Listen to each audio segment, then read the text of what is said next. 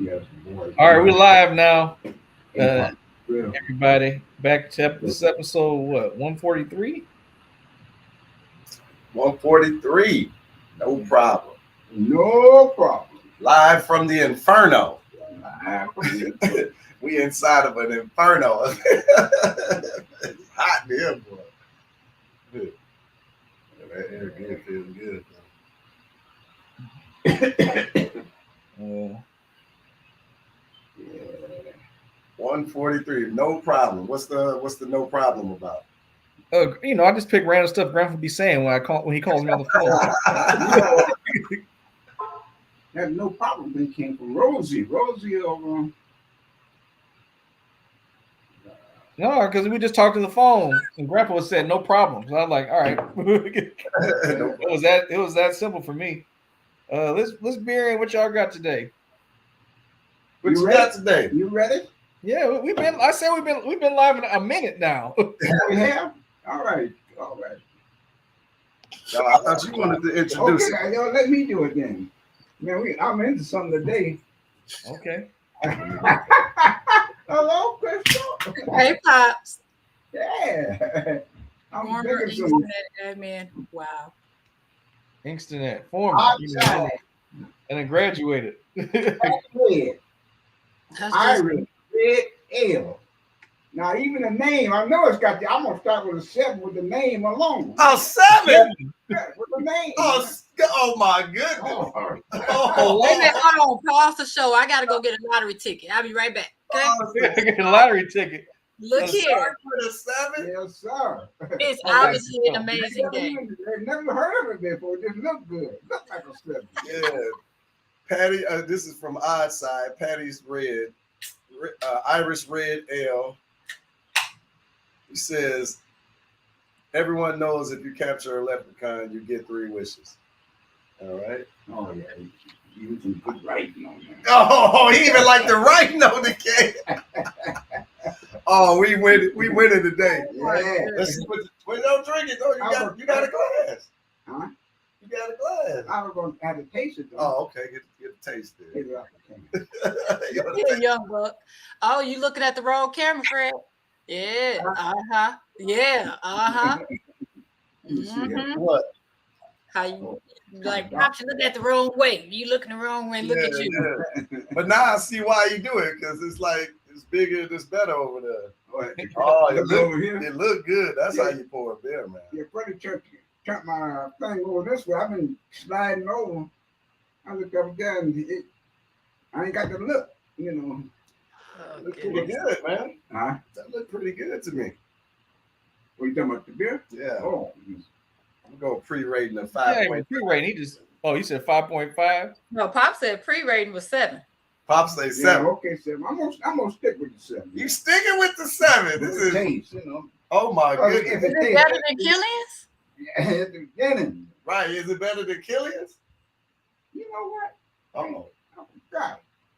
I can't measure that with Killian. I forgot I ain't had none in a long time. I had to go get You know Killian all right with me. This is solid. Our side make pretty good beer. I like their solid brew. Yeah. Yeah, me sit again. What you say, buddy? I give it a 6. You give it a 6? Yeah, it's solid. I normally don't love Irish red ales. Yeah. It's solid. I drink it again. Okay. What you got, IT? I'm still working on that variety pack we had, but I've had this one before. The Tropical Beer Hug. I've seen that. Yeah. That's the big one, right? Yeah, 9.9. Oh. 9.9. 9.9. Yes, sir. This is 6%. 6%? Oh, Yeah. okay. Oh, Now, Pop, that's just the percentage. That's not my rating. Yeah. No, that's right? Sir? Yeah. Yeah, I understood 9 alcohol. You know. Yes, sir. Yeah. Man, Grandpa got a long sleeve shirt. Oh, I like that color. Got on sweatpants too. Who said they were show live from the It's hot. On up there. Yeah. Take your socks off. You sitting right up on the fan. You ought to be cool now. That fan is blowing hot air down. That's exactly what's happening. You might as well have a dragon breathing on you. That's what it feels like.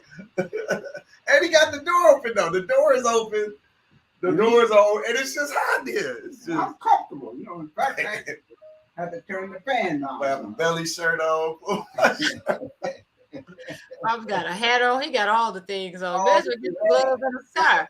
He wearing black. He'd have worked out. He'd have worked in the yard all morning. Yeah. I love it. I got to go back out there on this evening because Hey, this is I'm going to drop me. I'm going to get down to 160. That's where I want to be at.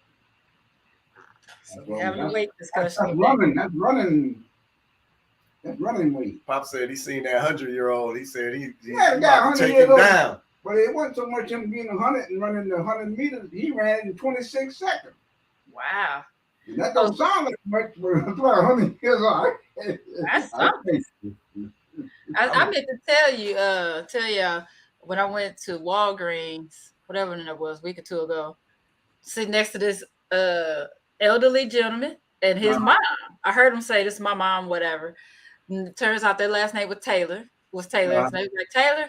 And I looked and I was like, "Oh," I say, "I'm a Taylor too." And she was like, "But baby, I got you beat because I'm 103. I said, "Well, you better come on with your little young self." 103. In these streets.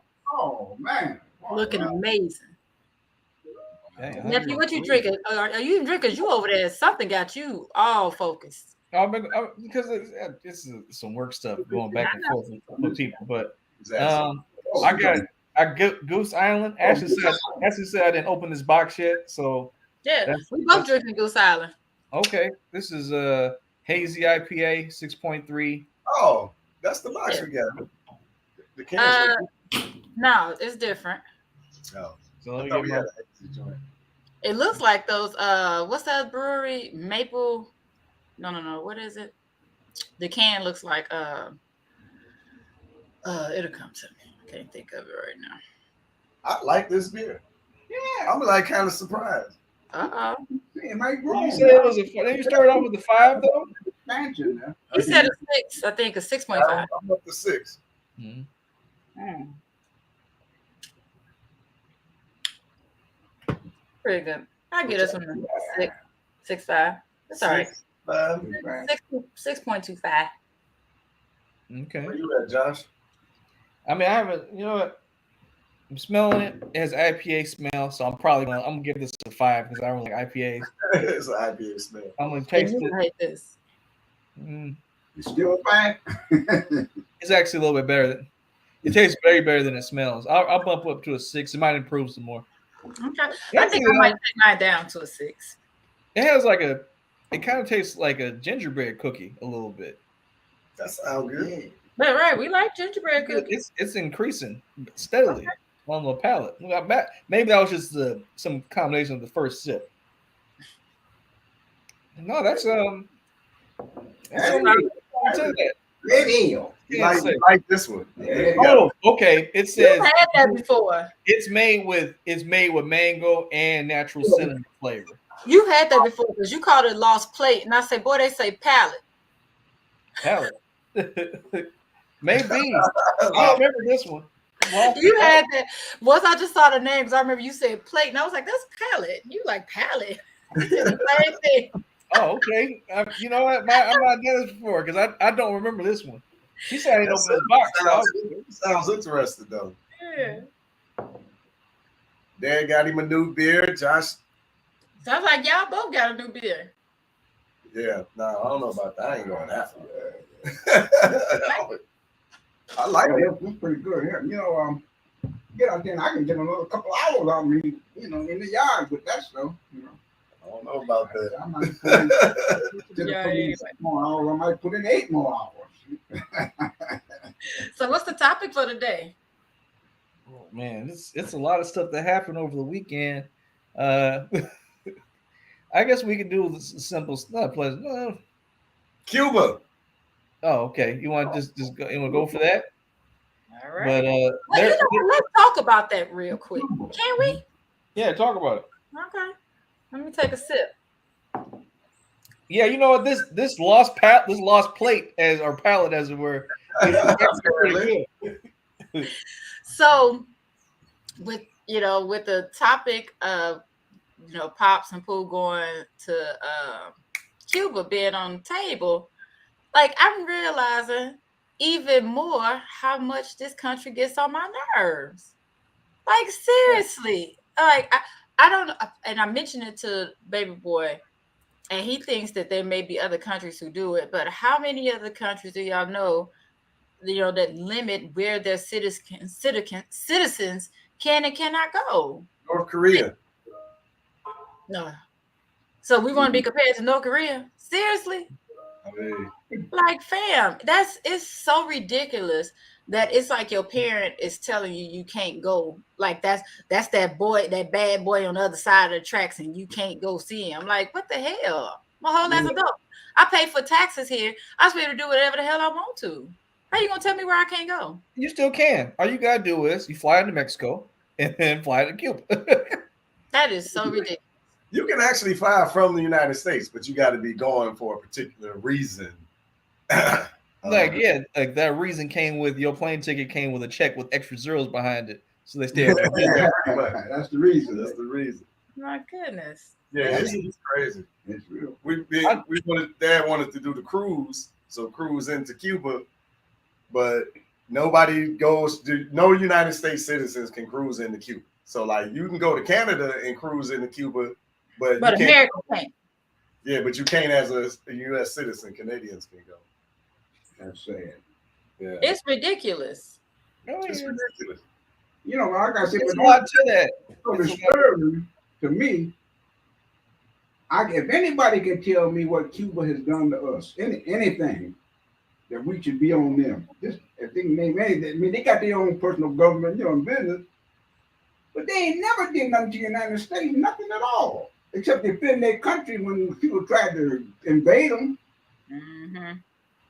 So that's what don't make no sense. Well, so there's they did have that talk about allowing Russia to put nuclear weapons on the continent. Okay. In their country. I don't think it's ever happened.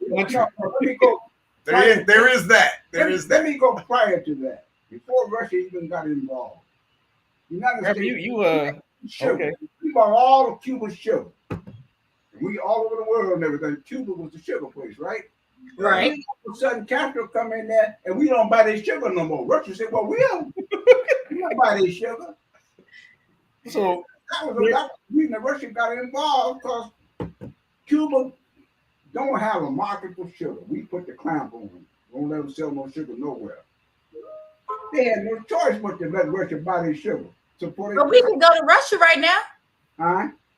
We can go to Russia right now. Russia has openly declared war on us so many different ways. That is a good point. They ain't done nothing to us. No, Russia definitely has. But they ran the mafia out of Cuba. They sent the mafia back here in the States. The Mario Lansky's and company.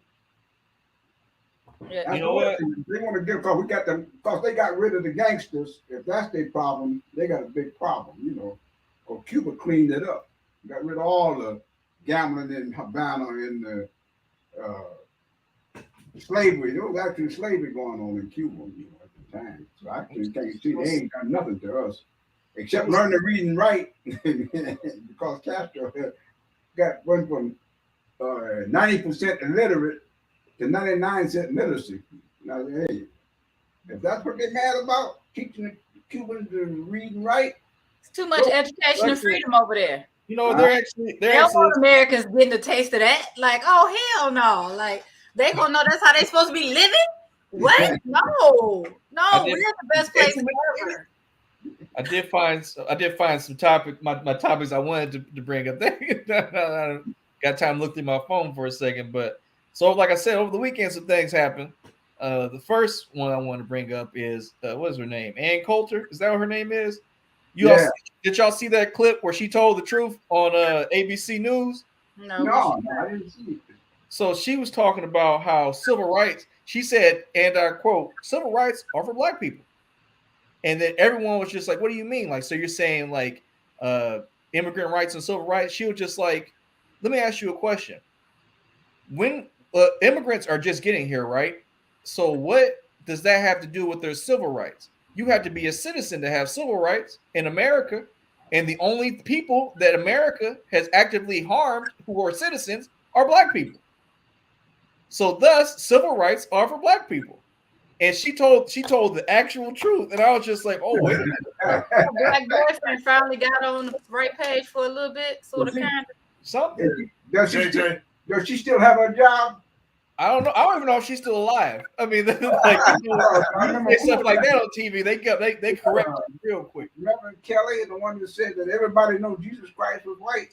Oh my gosh, She lost some prestige there. Somebody asked her that question, and she said, "Everybody knows that Jesus Christ was white. Was white or black? No, she said white. Is this the same dude? Is this the same dude who said Santa Claus is white? She made that wave. Yes. So he said, "Pooh." He said, Jesus Christ is white. Black folks look and say, "What do you mean? We thought he was black." Black folks ain't listening to Megan Kelly though. That's what I'm saying. So the issue was she took over the line then, because they didn't want to leave that discussion to be taken up. Right. So it shined the spotlight on the whole racism. And there was somebody else who talked about Santa having to be white, but it was that whole thing. But I thought that was the same person. Was it the same one? But yeah, it was just the whole, how could they say that's so racist? Black folks up in arms and yada yada over nothing. Just Ann Coulter is like one of the few people when I hear her name, I have a visceral reaction. I wasn't expecting something coherent to be. No. When I hear her name, I switch the channel before I can hear. Thank you. I'm with you, Pops. Yeah. And what's sad is that okay, yeah, she said it, but I ain't finna give her ass no credit. I ain't finna share it, go look for it, like, look what she said. I don't give a damn about damn. That's the 1 out of 5 million things that has come out of her mouth. I'm not doing what some black people be doing when a white person is something good and inviting them to the barbecue or nothing like that. I'm just saying that y'all hear about it, because I was just like, I thought it was satirical. Like, I thought someone made like a skit and just put some things in her mouth to say that. But I was like, oh, this really happened. And I was just like, that was wild. I mean, like, this isn't unusual. So, like, I've been following a few, like, the politics a little bit more so lately, right? And a lot more, because remember, I talk about reparations all the time. And that's becoming more of a bigger issue, apparently, politically.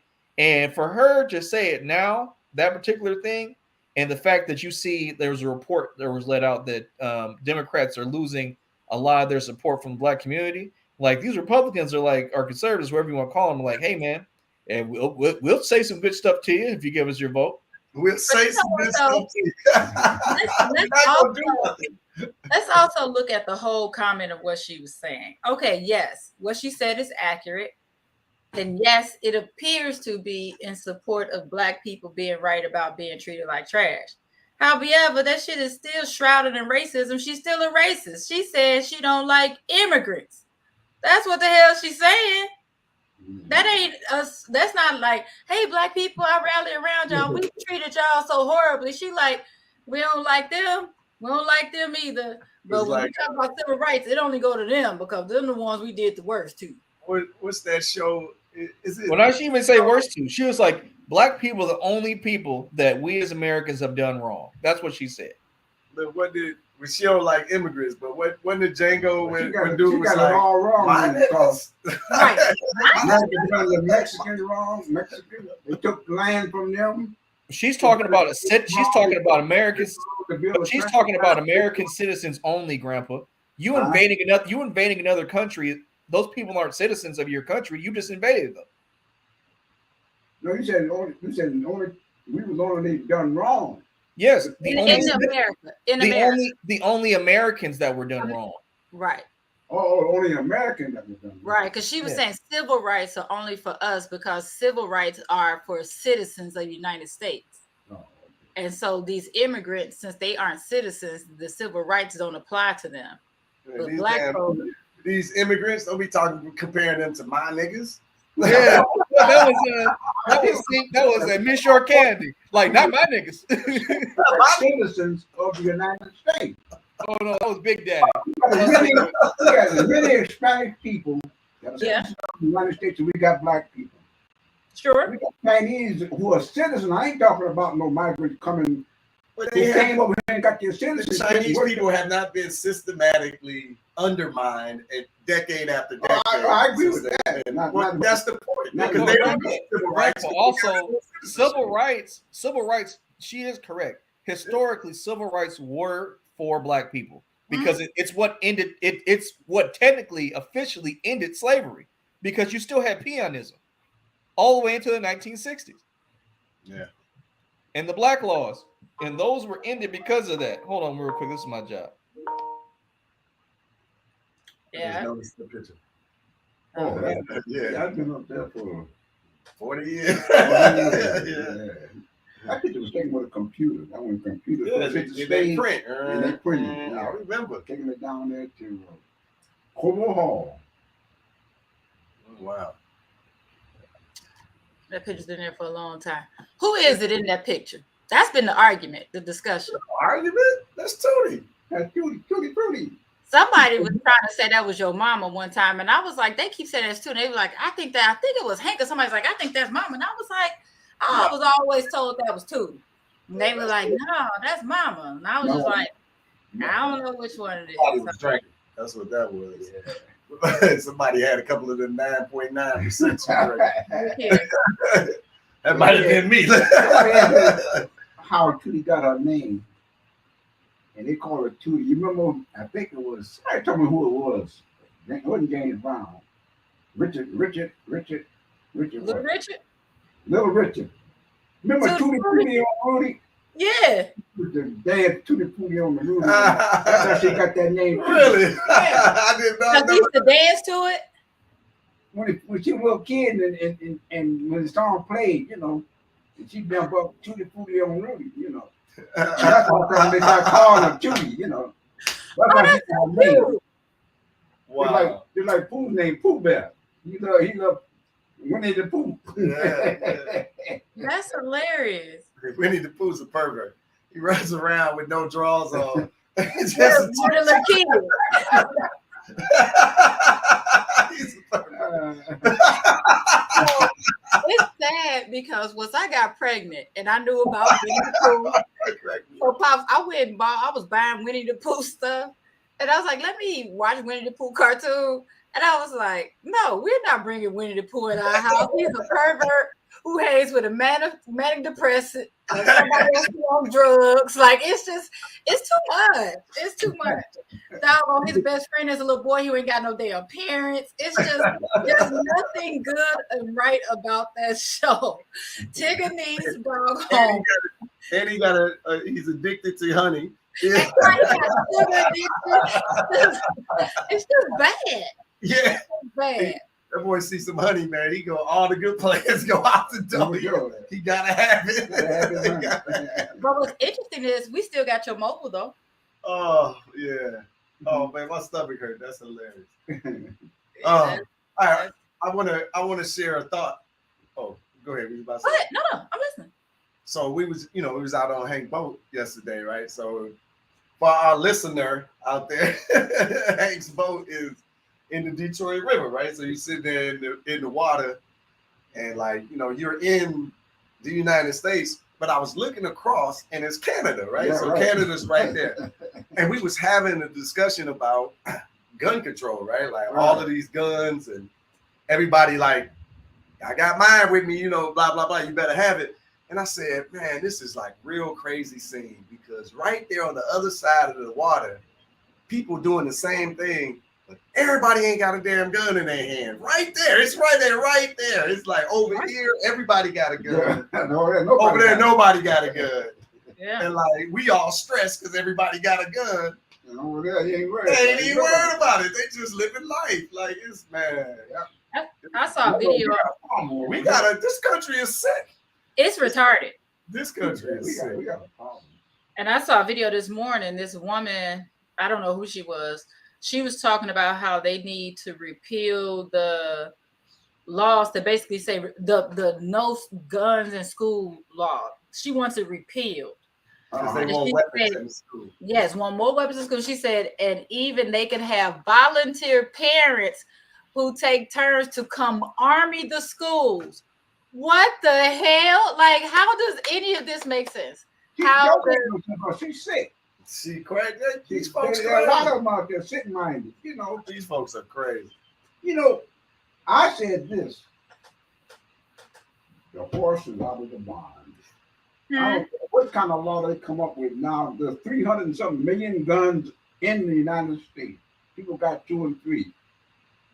And it's so easy to get. So when they come up with the laws, it ain't gonna make no difference because everybody got a gun anyway. Got a couple of guns. If I want them, if I don't have one, I can go next door neighbor and buy one.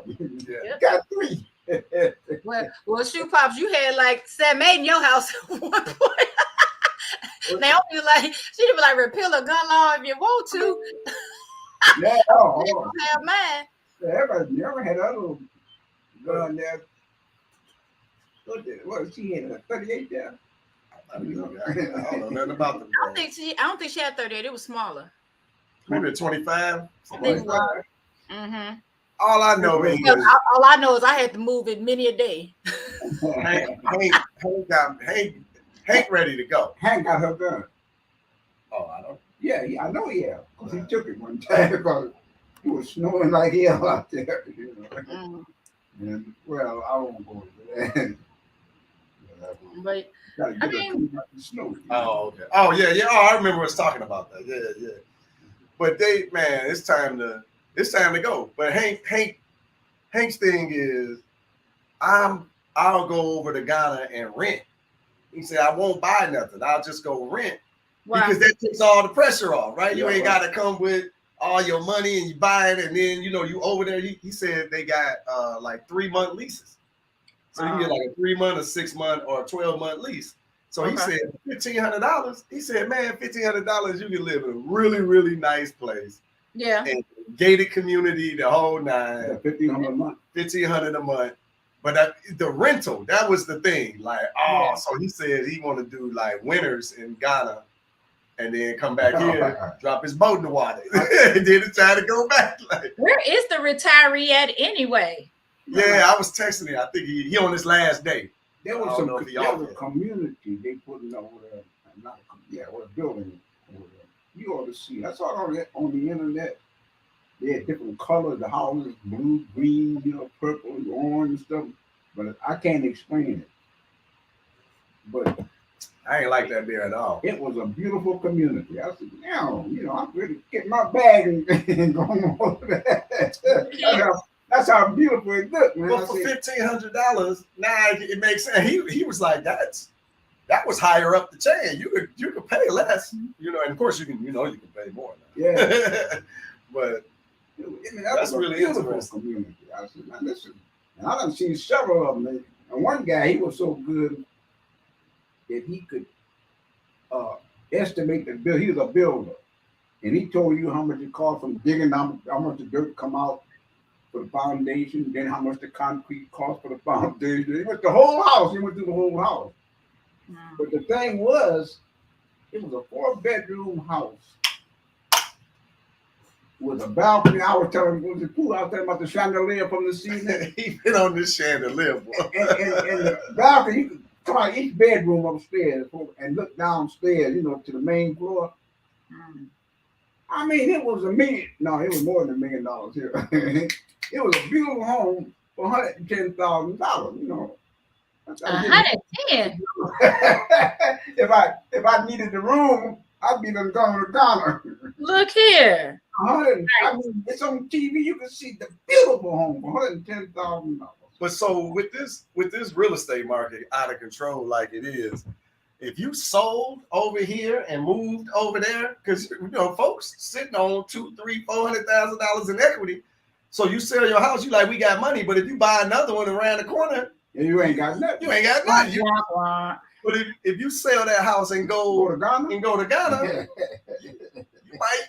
It was a beautiful. You might get a kingship. You might be a young king out there, like king and queen out there. Seriously, for real. But what I was telling Hank, because he was like, slide your glass up. This sort of in Pop's face. What's up? Slide your glass up. This sort of in Pop's face. Okay, there we go. She was saying she couldn't see you because the people want to see Pops. Oh, okay. Yeah. But I was telling him that when he get over there, enter intercontinental flights are a lot cheaper. It's not expensive because like when we was gonna go to Kumasi like 4 hours away, like driving. It's a $75 flight or $65 flight. Like that's just like here. That's like flying from here to Detroit. It's $30-something. $70, something like that. So, I think it was 70-something for both of us. Like, it was like the total. It was nothing. I mean, you went in there and come out, and you didn't commit. Nah, you ain't want to go or something. No, I wanted to go. Nah, we wanted to go. Y'all was tired. Yeah. Y'all weren't make it on time. She was saying he was tired though. Remember? Y'all had a appointment on scheduled time, and y'all had done so much walking the day before. Pops wanted a little rest. So y'all was sort of playing it by ear and decided to just hang out at the hang out back where y'all were. Yeah. Oh, okay. Because y'all, wasn't it gonna take like an hour to even get to the plane or something like that? There was some. Yeah, it was a long commute to get to the plane, and then the plane ride. It was like y'all were just like, forget it, we just stay here. So yeah, good, because I know we went to Cape Coast, and I went to the fortress there, the slave trade fortress. But when you went to the second, what was the name of the second one? I think that might have been Cape Coast. The other one was Elmina. Okay, Cape Coast, the second one. Well, you went to the second one. I couldn't walk, so I had to stay in the car. It was the same. It was the same. Terrible. Same dungeon with the church on top of it. Yeah, church on top of a dungeon. Ooh, Pops, let me tell you what your son posted. Let me tell you what your son posted on social media the other day. Had me cracking up. I was like, your son is an agitator, if you didn't know that. The post says, hold on. Where is it?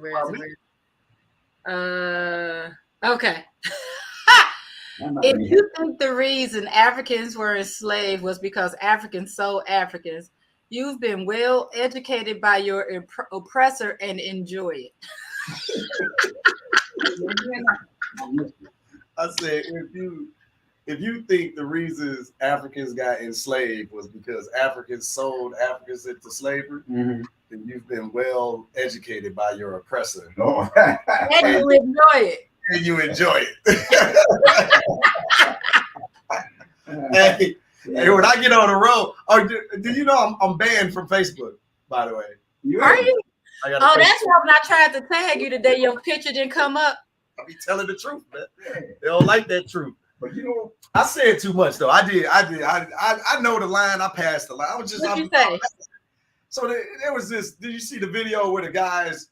He done jumped this Trump dude that jumped on the black dude's hood of his car. He's hanging onto his car, and he's like yelling something at him. And dude is recording him driving, and the guy's the older guy. He ended up falling off the side of his car, right?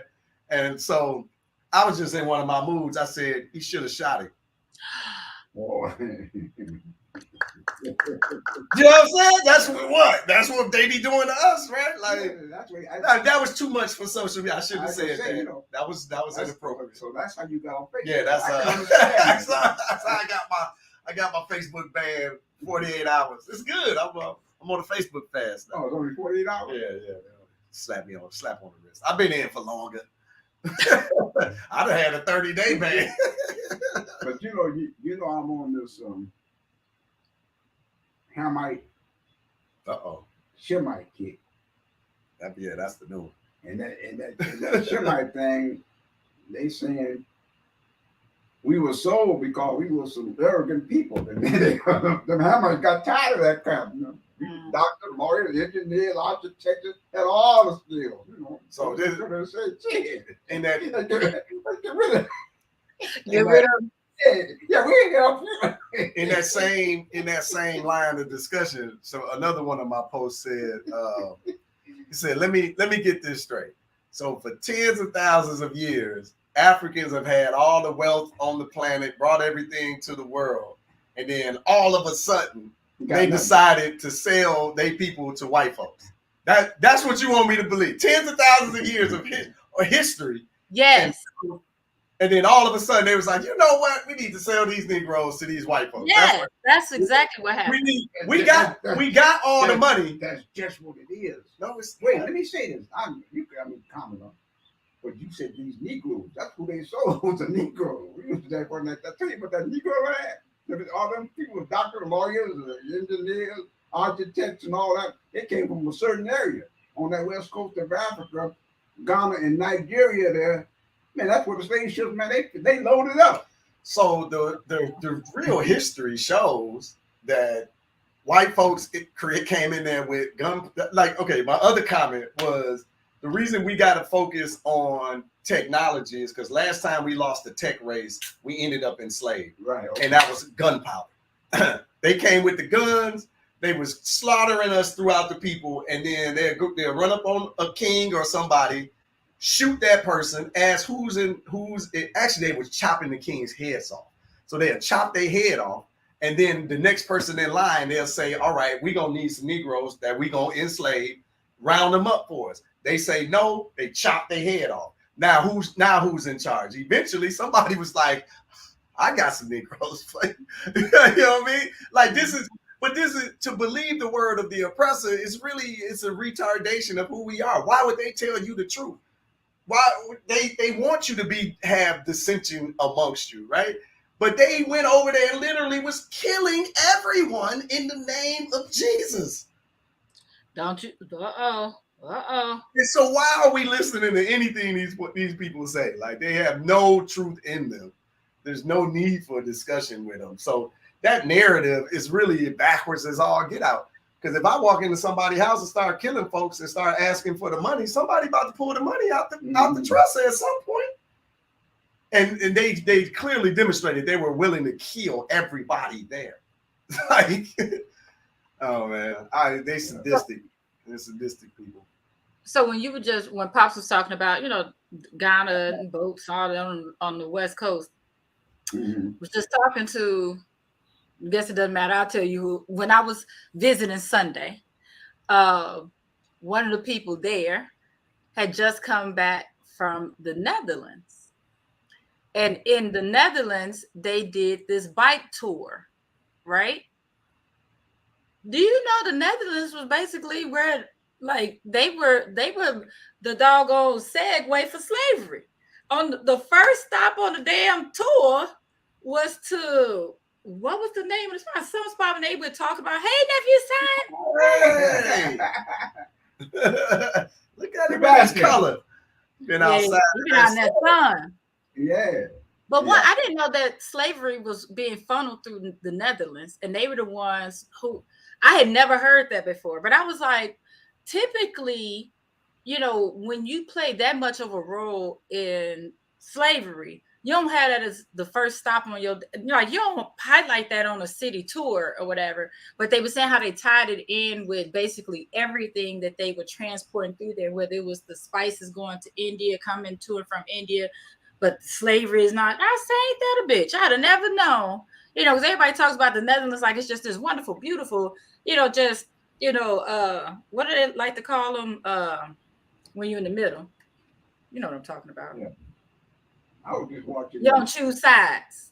Oh, like Switzerland, neutral? Yeah. They make it seem like they're neutral. But to know that they had such a big role in slavery, that threw me off. Like to hear that. I haven't done more research on it. But to even hear that and how they talked about that as part of their trade, that's what built their country. Yeah. All of them got rich on us. Netherlands was banking, right? Yes, sir. Banking, okay. Yep, she mentioned that too.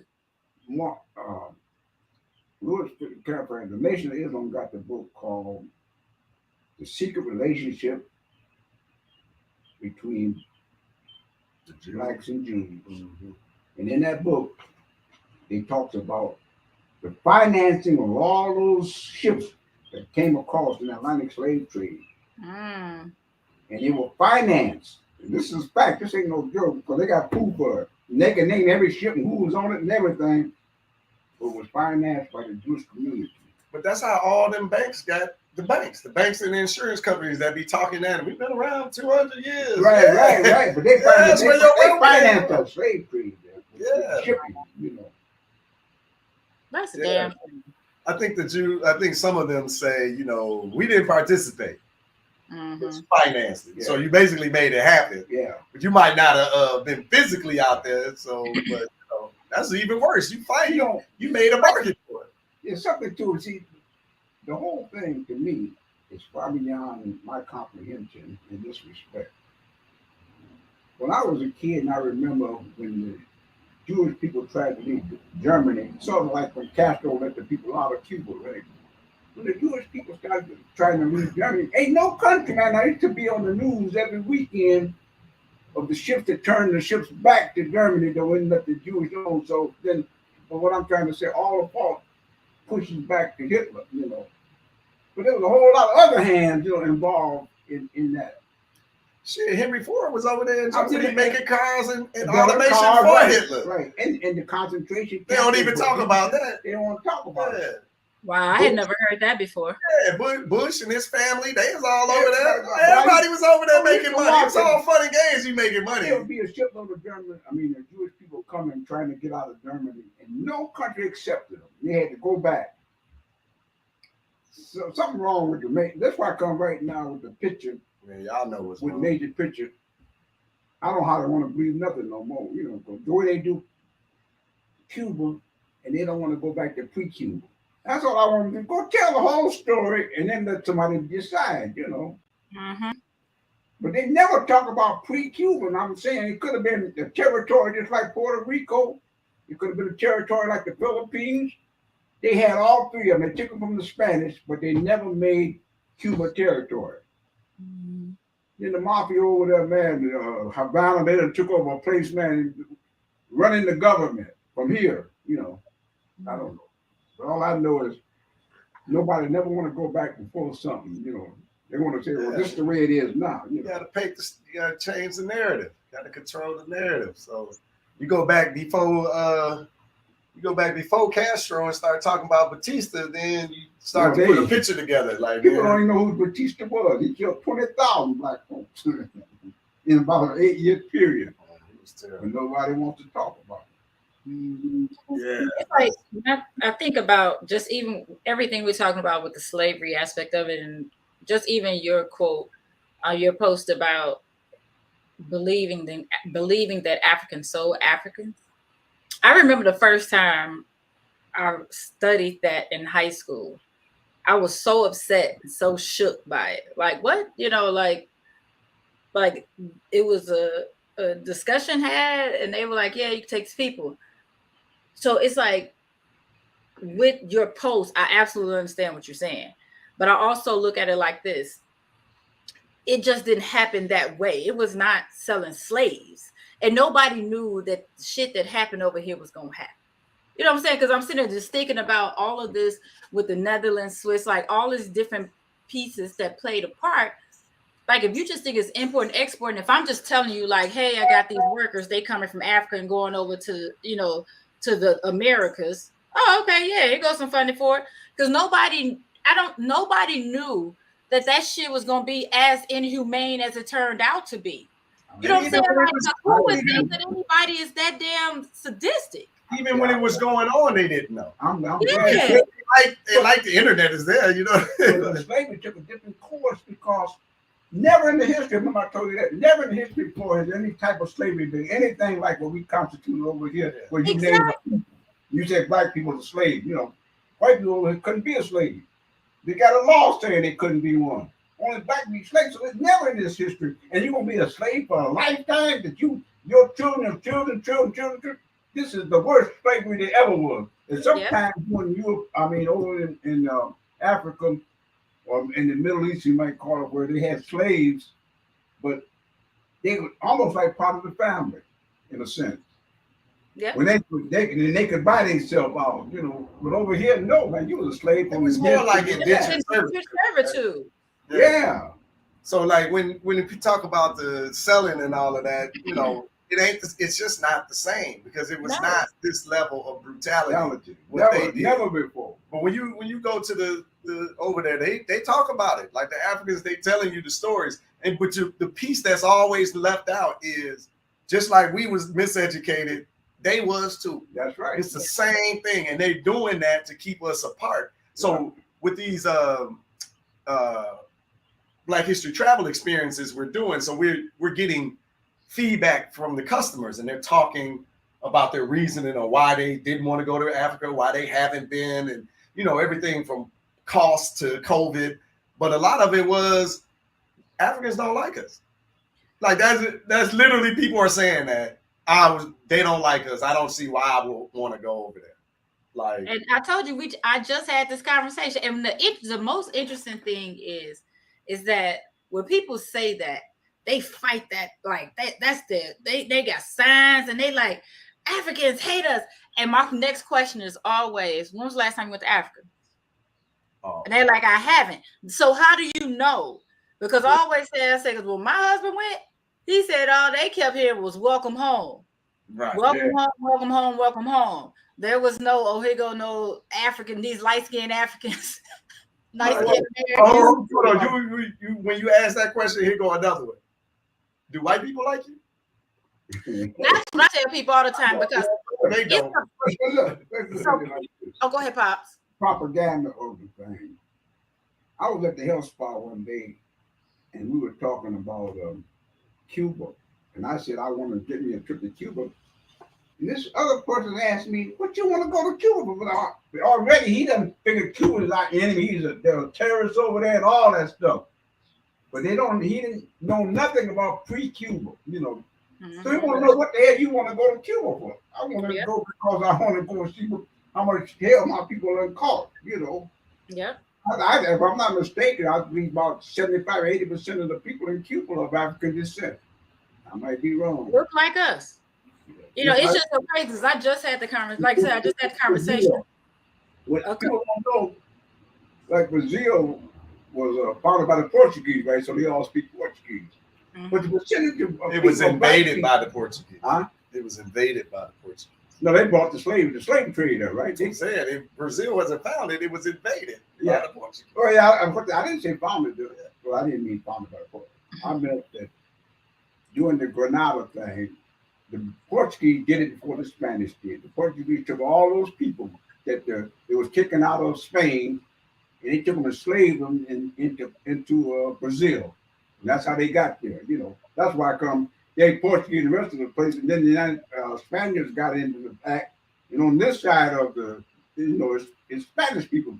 All those, but Portuguese about the only country down there in South America by the Portugal. All those people they got out of Spain. Who was that? Huh? Who was them? They got out of Spain? Yeah. Everybody else, they're down there in the Caribbean speaking Spanish. Yeah, when they was in Spain, who was they though? Stop being an asshole. Don't listen to them, Pops. They're part of the Moors. That's all. I was just trying to get you to say that. You wasn't saying it. Like I'm like, don't say who you talking about. Like, I felt it. Like, like throwing the lob. Like, yeah. Because we don't think like that. The Moors ruled Europe, 800 years, 711 AD to 1491. Yeah. Well, what the hell happened? Yeah. And then 1492, Ferdinand and Isabella got together, and Christopher Columbus sailed west. Well, what the hell? And then we in bondage. It sounds like we lost a war. When we lost Granada, it was unnecessary because they needed support from Morocco. And we didn't give them their support. And that's why they lost, Granada in Spain there, because they had the help, but then there was a political thing going on. And they didn't give them the support that they needed. And that's how they were overrun, Granada, But it wasn't because we wasn't together. That's what it was about. It sound like we had today. the strength. Sound like today. Sound like today.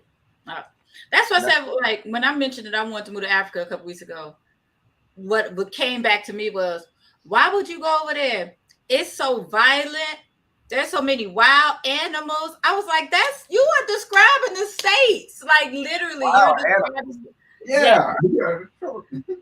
That one. You said wild animals? Yes, wild animals. It's They just don't they on reservation. They just call them lions are roaming reservoir. around the city or something. Yeah. For real? yes, they do. A lot Yes, of people believe that. they Oh, really do.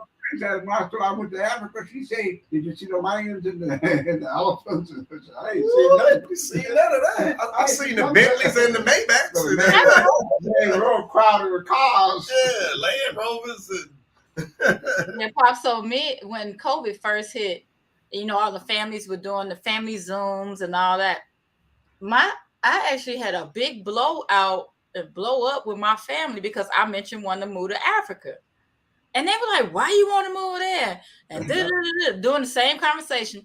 So I asked them, I said, if I said I wanted to move to London, would y'all be up in arms? No, what isn't it? But how is it that y'all, it's not about me moving far away. For some reason, you don't like Africa. You've never been there and you're disgusted by the thought of it. Even though I'm telling y'all, I know exactly where we come from in Africa. You don't feel the need to go home. But you move everywhere else on this damn planet as opposed to what is your home. Like I don't, but like Pop said, it's all about propaganda. They've taught us for so long, and then oh Lord, the African booty scratcher comment came up. Like it was just so much that was so annoyed, so like to the point I just ended up hanging up on my family. I just was like, I'm out of here. I cannot do it. And then it took my aunt. Maybe a few days later, a week or two later, she called me to apologize because she had finally seen the video from when I found out where we were from. And she was like, I finally get your excitement and why you want to do that. And, you know, like that is huge, you know, but I'm like, when I found out where we were from, I tagged my entire family in the video. Not one person commented. Not one person reacted. Nobody said anything. So I had to start calling people like, hey, did you see that we from Guinea-Bissau and Sierra Leone? They was like, I'm like, you not excited? I'm never going. Why not? Like, how are you just going to right now say, you know, you're never going to go to Africa? The only acceptance, the only reason that I accepted was that they said they just don't like flying that long. I'll probably never go. I can get that. But when you're just not interested because of what you've heard about and you're not even curious to see. But that's really like, if you don't fly at all, I get it. No, they don't. If you don't fly at all, but like, that's really a weak excuse to an experience of a lifetime. Yeah. And because you don't want to be on a plane, it's like being on a train. You just in the sky. Like it's just here. Like, when I go to Zanzibar in July, I'm gonna be traveling for 25 hours happily to get there. And then on the way back, I think it's 18 or 19 or something like that. I'm cool with it. Did it. She's going to Tanzania. Yeah, Tanzania. She said that's a city in Zanzibar. Is in Tanzania. Going to Zanzibar. Like, remember, we looked up trying to understand how they work. I think Zanzibar is part of Tanzania. Okay. Tanzania is the country. Zanzibar, right. Zanzibar is the city or something. It's like the area or something. Yeah, it's the area. One thing I know about Zanzibar was turn on my Bob fan. Hope and Ben Carvey on the road to Zanzibar. I ain't never know where the hell that was at. You know, they had this African thing going. Bob Hope and Ben Cosby. Road to Zanzibar, one of the movies. You know? That's coming up, right? That's July. No, that's July. Yeah. That's July. I can't wait to show y'all the pictures. I just can't wait. I just keep saying, y'all better hope I come back. They're going to be like, ma'am, your visa's over. Who need a visa? I'm just going to be hiding off. I'm like, ma'am, you got to go back. I know I don't. I'm going to be trekking through Africa. I'm going to be hitchhiking, trying to get to Sierra Leone so I can get my citizenship. And then I'll be back. I'm always revert back. I keep on doing it. I'm going to do it again. I'm going to revert back to Freddie on the rooftop. And you and the bartender, right? Oh. Couldn't he have fit right here next to you? Never know where he was from. Yeah. Especially how y'all kept eating pizza and burgers every day like y'all wasn't in Africa. I was so mad at y'all. Yeah, I'm talking about you, Pops. Pops laughing like, oh, she know about that. Yeah. Y'all ate pizza all the time. In Egypt, I already know where the Pizza Hut is located. That's retarded. If you eat from the Pizza Hut, it's in the shadows of the pyramid. Yeah. Like, you can see the pyramid while you eat Pizza Hut. Like, We Pizza they Hut first stop. at the hotel, they serve breakfast there. You know, got to keep breakfast, right? That hotel upstairs, I mean, the restaurant could have been anywhere in the United States. You know, that's why I felt so comfortable, even when we went to the bar and that lady was trying to get a free drink. You know, the man kept the bartender running away. She come back, hey, I Sounds speak American to me. whatever it was she was doing, but she was trying to get her a drink. You know, No, that's but I'm when just saying we was out in town. yeah, we was out of town, but I'm just saying I felt comfortable to the fact that I felt right at home. You know, I understand. You know, wasn't no difference in them. Wasn't no lions and the tigers and the jungles and all that stuff. No, just some people. They were black people, That and was they the act best just part. like me. That was the best part. They're all black, everything. Yeah, That's just what like I no want. different. Because that's You're just gonna what I say. stand Even out. if they were right with saying, You're gonna stand out. oh, I know I'm gonna stand out, but whatever. You know, But even also, with them saying the Africans don't like black people, I say Yeah. shit they don't like. Oh, you said that they don't like me here. I know they don't like me. I know that for a fact. And they tell you about it. You don't even hear the Africans telling you that they don't like you. Like Americans tell you. They Yeah. show you. They vote like they don't like you. They It's so educate like crazy. they don't like you. And for real, they just flat out will tell you, go Flat back home. Go Like, back home. it's ridiculous the amount of, like, we're really not looked at as human beings. The amount of videos, like the most recent we just saw, and there have been many of them, but white men just beating on black women, telling them to go home and calling them black bitches and nigga, excuse me, pops. Like that just shows that they really don't look at us as humans. And so the other day when I was at the store, this guy had on like a Vietnam vet hat or something like that. And a lot of times I think about, like, when I wear any army stuff, a lot of them, as much as they love this country, they still wouldn't respect me, even though I'm a damn vet. No. I'm You still. gotta remember when them boys went over there and fought in their wars and they wore their uniform and come home and they were spitting on them. Like, man, these people are sick. Like, these people are sick, and we have been retarded mentally because we view that insane treatment as normal. Good. And then we rationalize why it's okay. Like, and then we just deal with it. Like, what? Oh, out. What is it? Munchausen syndrome? Vietnam War. Yeah, where she meant, yeah. I was gonna say, do anybody know anything about World War One? A lot of people died. When we went over there and fought, I mean the black regiment, you know, New York sent about the 24th, not 24th, the 92nd and 93rd Infantry Division out of New York went to Paris, right? They fought over there with distinction. One division, they just made them on those ships and planes. She's silly. That's But anyway, So ships and planes. they fought with honors. They got the highest honors France had to offer.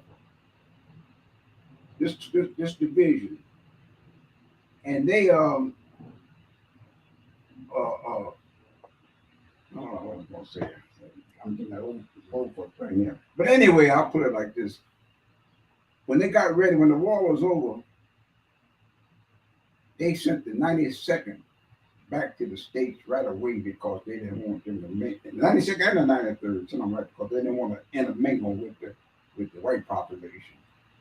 When the war was over, they got them right back to the States. You know? Yeah, they didn't want you to know that. They didn't even over there, they folks might actually shoot you. In the Armistice Day parade. They had a parade over there in 1918 in November. And they fought, man, they were 6 months under fire. The only divisions that fought for 6 months under fire, and they wouldn't let them be in the parade. Like, I'm thinking about, I'm trying to remember which show it was. I can't remember what show it was. It may have been Lovecraft Country. I can't remember. But anywho, they were showing Black soldiers during that time. You know, they were deployed, fighting for the country. But wherever, sir, I see the First World War. I think so. I think I don't know if it was first or second, but they were just showing in the show, because where was that at? Like, what country? In Europe, they fought in France and parts of Belgium, all up in the Ardennes and everything, parts of Germany. They fall all over there. I feel like that's what it was, and they were showing But they in did this the same show. thing in World War II too. You know.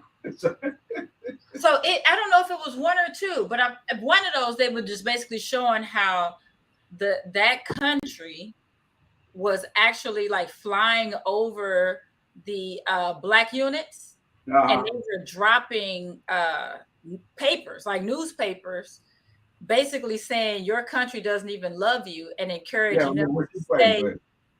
Encouraging them to stay. Yeah. You was telling me about that. Yeah. What was that? So you remember that? I did tell you about that. And I was like, that's some crazy, but it makes sense. They had to tell them like, y'all fight for a country that does not even like y'all. Like, what are y'all doing? I feel like that might have been Lovecraft Country because I didn't watch it, but because I'm over here trying to think of what movies I've watched where people being deployed, black people back in the day. I feel like it was that one. Me and Freddie. And I don't know if it's true or not, but that would be. Remember we went to Normandy? Yes, sir. I got a book, and back it showed a picture of some black soldiers at Normandy, you know. And the conversation was, it's over the Sean gave me the book, it's titled I forget the name. But anyway, the book is saying, show some black soldiers in the bottom of the ship at Normandy when they're getting ready to unload, you know, invasion. And they said, why come we always got to be on the bottom of the boat? Why come we ain't getting some of the better food? Why we got to get all the garbage? This is American soldiers talking about how they being treated in the United States Army. Yep. It's a shame. It's a shame. Liberators, that's it. Look for this picture. That's it. Yes. Yeah, man, it is. But you know, they are who they are. They do. I think it's time for black folks to go. And I understand folks don't want to give up, you know, what your ancestors fought for. Right. But we gotta get the hell out so we can spread out our rings. But when this country has a exodus of talent, resources, ingenuity, grit, and like it just drains out and start going to other places, other countries around the world, and it continues to implode like it's doing, they'll regret that exodus. They built the country on the backs of the ingenuity and the hard work of black folks. It's time for us to go. This was 61st Tank Battalion. They distinguished themselves so well in World War II. The Patton had them lead. They was a electric division, the armored division. You know, they was the what you call them, people up front. Battle rams. I got a name for it too. But they didn't show you this picture and everything. But I wanted to see that, show this picture of these soldiers in the back of the bottom of the ship. I don't know why come they ain't getting the food that the other folks getting, you know. That's ridiculous. And while Pop's looking for that, what you just said, that sounds like a cop out to me from people too. My ancestors fought for this country. Ain't finna leave it, fam. Bye. Sometimes you gotta cut your losses. You can have this little raggedy mug. Yeah, that's how I feel. Like real talk. Have it. Have at it. My ancestors didn't fight and die for this country. My ancestors fought and died for freedom. That's what I got. Black wax. They was over in England because the email, all the mail had to be censored, you know, and they made a copy of it. But there's all these black waxes over there in England, but you never heard nothing about. Nobody knows what a black whack is. What a black whack is, yeah. But you can see what a black whack is, right? Yeah, what is they ain't getting no credit for nothing, man. Never even heard of them. You know? What's a black whack, Pops? Yeah, what is a black whack? Oh, Women's Army Corps. Oh, okay. When, you know, the Women's Army Corps, but they had blacks, and I just call them black whack, but they were just regular whack, Women's Army Corps. They belonged to the army, you know. But they handled the post office over in England and stuff, you know, getting mail over to the soldiers over in Germany. I mean, over in Europe. Gotcha. Yeah, that's pretty. Yeah, this is a big old book here. The Normandy. This place has been trash to us. I want to see them some guys. It's time to go. It's time to go. Go in. It's time to go. Oh, here it is. I think it is. Okay, can you read that? I don't think he knows his letters, Pops. Yeah, what am I reading? This part? Yeah, what is it?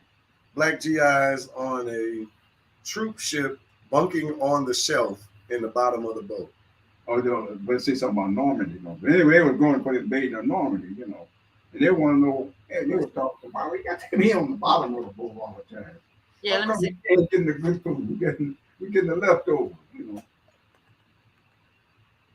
Wow. And they smiling. You never heard of Yeah, you never heard of blacks going into Normandy? they're handsome. They're handsome too. That's crazy. Ain't they? You know what? I gotta go on record. Okay, can I have a quick moment? So I gotta go on record because Pops has been amazing with edifying the black woman, right? I have to go on record with my love and appreciation for the black man.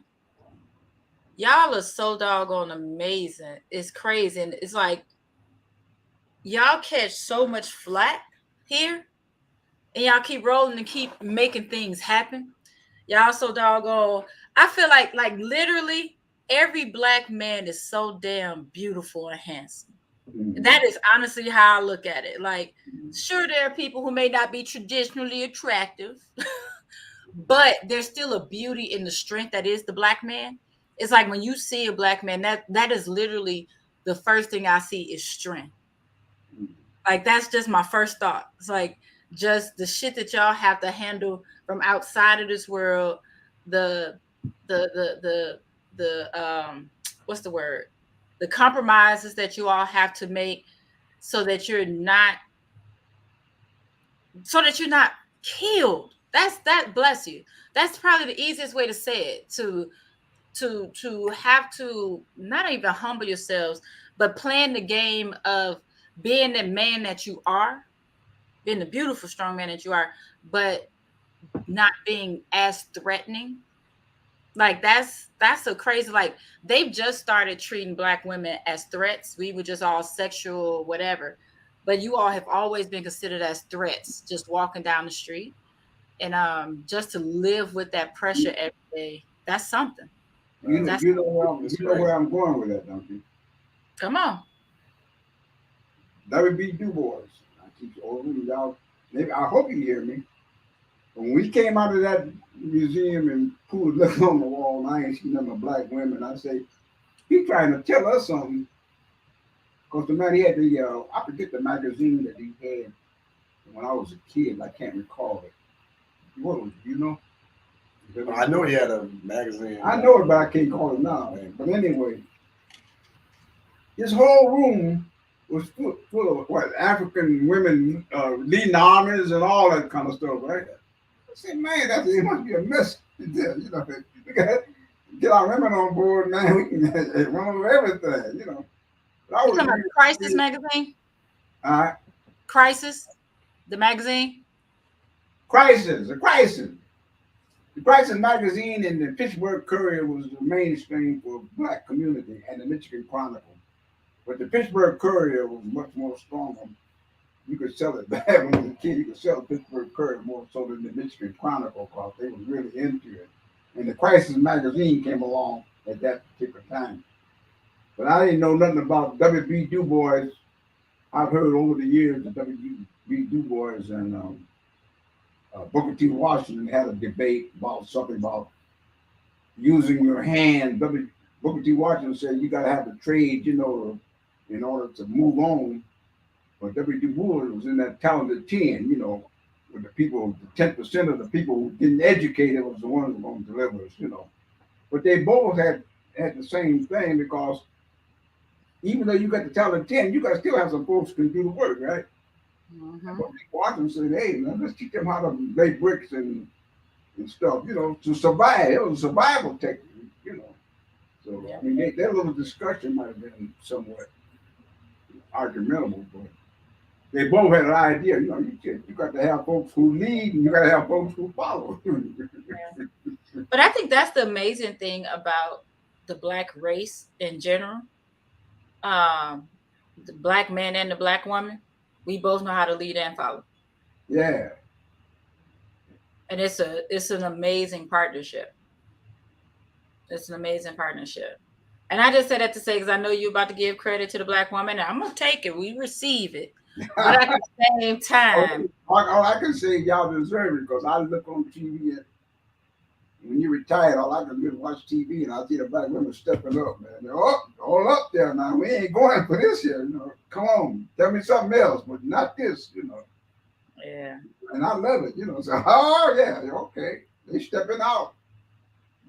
And that's the interesting thing is that we get to be a lot more vocal now, but it's like y'all, that's funny. Now think about it.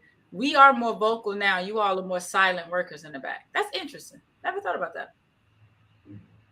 On some levels, not your son. Your son talk way too much. I ain't talking about that. Very quiet. What are you talking about? Lies you tell, Mr. Facebook jail. You can't say that you quiet. Free Freddie. You got to get that beat, that drum beat. Free Freddie. You gotta have somebody out there beating the drum now. The women there's can no rhythm to it, Pops. Somebody out there beating that drum. There's no rhythm to it. This is the direction we're going in. I mean, I'm basically like Nelson Mandela. Yeah. I'm in Facebook jail, man. I'm fighting for the cause. It's so funny. I have my clients groomed now. When they say something I don't want to hear, I'll turn my camera off on the call. They'll be like, Krista, come back. Like, look here, we're not going to do this today. No, we're not. No, we are not. Man, I mean, me and Mandela, we had to stand up for what we believe in. Stephen Biko is all of it, huh? Generational things.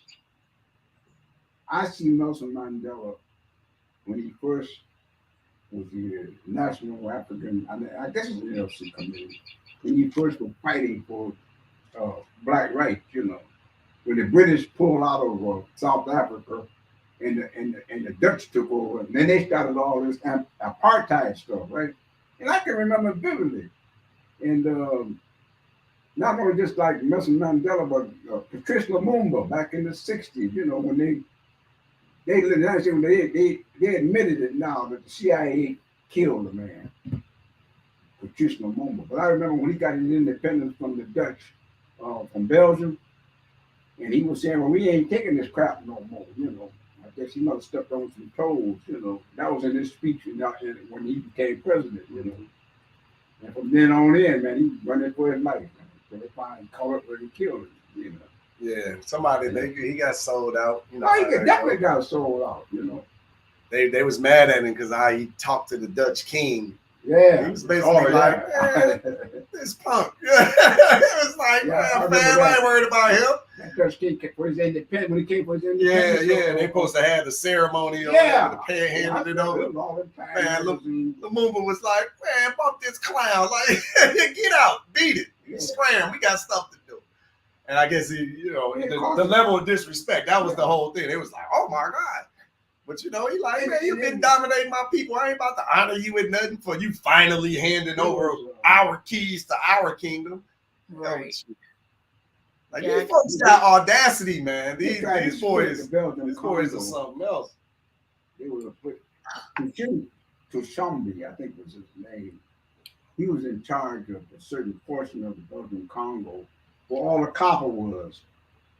The first thing they were doing, they were trying to split it up, make it a separate state, Maurice Tushambi, I think that was his name. He tried to make it a separate state to take the copper from the other part of the country, I said, man, it was continually something where division, always wanted to divide. That's all it was. Firestone over there. Yeah. Stealing all that sap to make that rubber. The rubber. Yeah, boys, man. Everything over there. And it still is. Yeah, it still is. Well, you just mentioned audacity. This was a text that somebody said in a group chat. I have looked at both Costco and Sam's and still haven't found the audacity in bulk that some people have. In bulk. I'll say it again. A lot of stuff in bulk. Right, in bulk. They said, so somebody said, I've been to Costco and Sam's and I still haven't been able to find the audacity in bulk that some of these people have. Like, just audacity. Just like, where the hell y'all getting all this audacity? Because I can't find it at the store. I would love it. We keeping the show going. I'm trying to figure out am I cracking beer 3 or not. Joshua over there working. That they got him flux today. Yeah, I don't think he remembers that we're over there. Pops was saying it earlier. He was like, "What you focus on? Something got you working." Yeah, I logged in. I was like, okay, Yeah. he is not listening to us. He's not focused. Like before we started the show, that's what Darren asked. Like, what you working on? Like, you must be actually working today. Yeah, because I feel like if we just hang up, he just still gonna be live by himself on YouTube. Yeah. So we sort of maybe y'all should call him and get his attention to send him that. Hey, baby. Oh, nephew. No, he gotta have the volume off. Yeah, he muted us. He's on call or something. Or at least he's not on the phone right now. He's just trying to fix something. I'm gonna send him a message like, hey, we can wrap up whenever you ready. I will crack another. And I'm gonna look for that. You know y'all about drinking up anyway. Go ahead. See, in Accra, this housing development, man. If it ain't beautiful, I mean not exterior, but exterior into the inside furniture. The chandelier, man. Tell us. No, these houses. This was a different set of houses. Oh, okay. And they were like I don't know, it might be 2 bedrooms. But whatever it was, it is a beautiful community. You just got to see it, man. So the first time I had the African bug, Chris, do you remember watching Blacks Without Borders? Yep. You remember that? So they did this spot in South Africa, and it was like we made people come over here and watch it with us. We watched that thing a couple times. Who could watch it? We have our friends come over and watch it. Oh yeah. But it was like $150,000 for this palace. I don't even know what else. That thing was huge. It was huge. But here's the thing. It was on the ocean.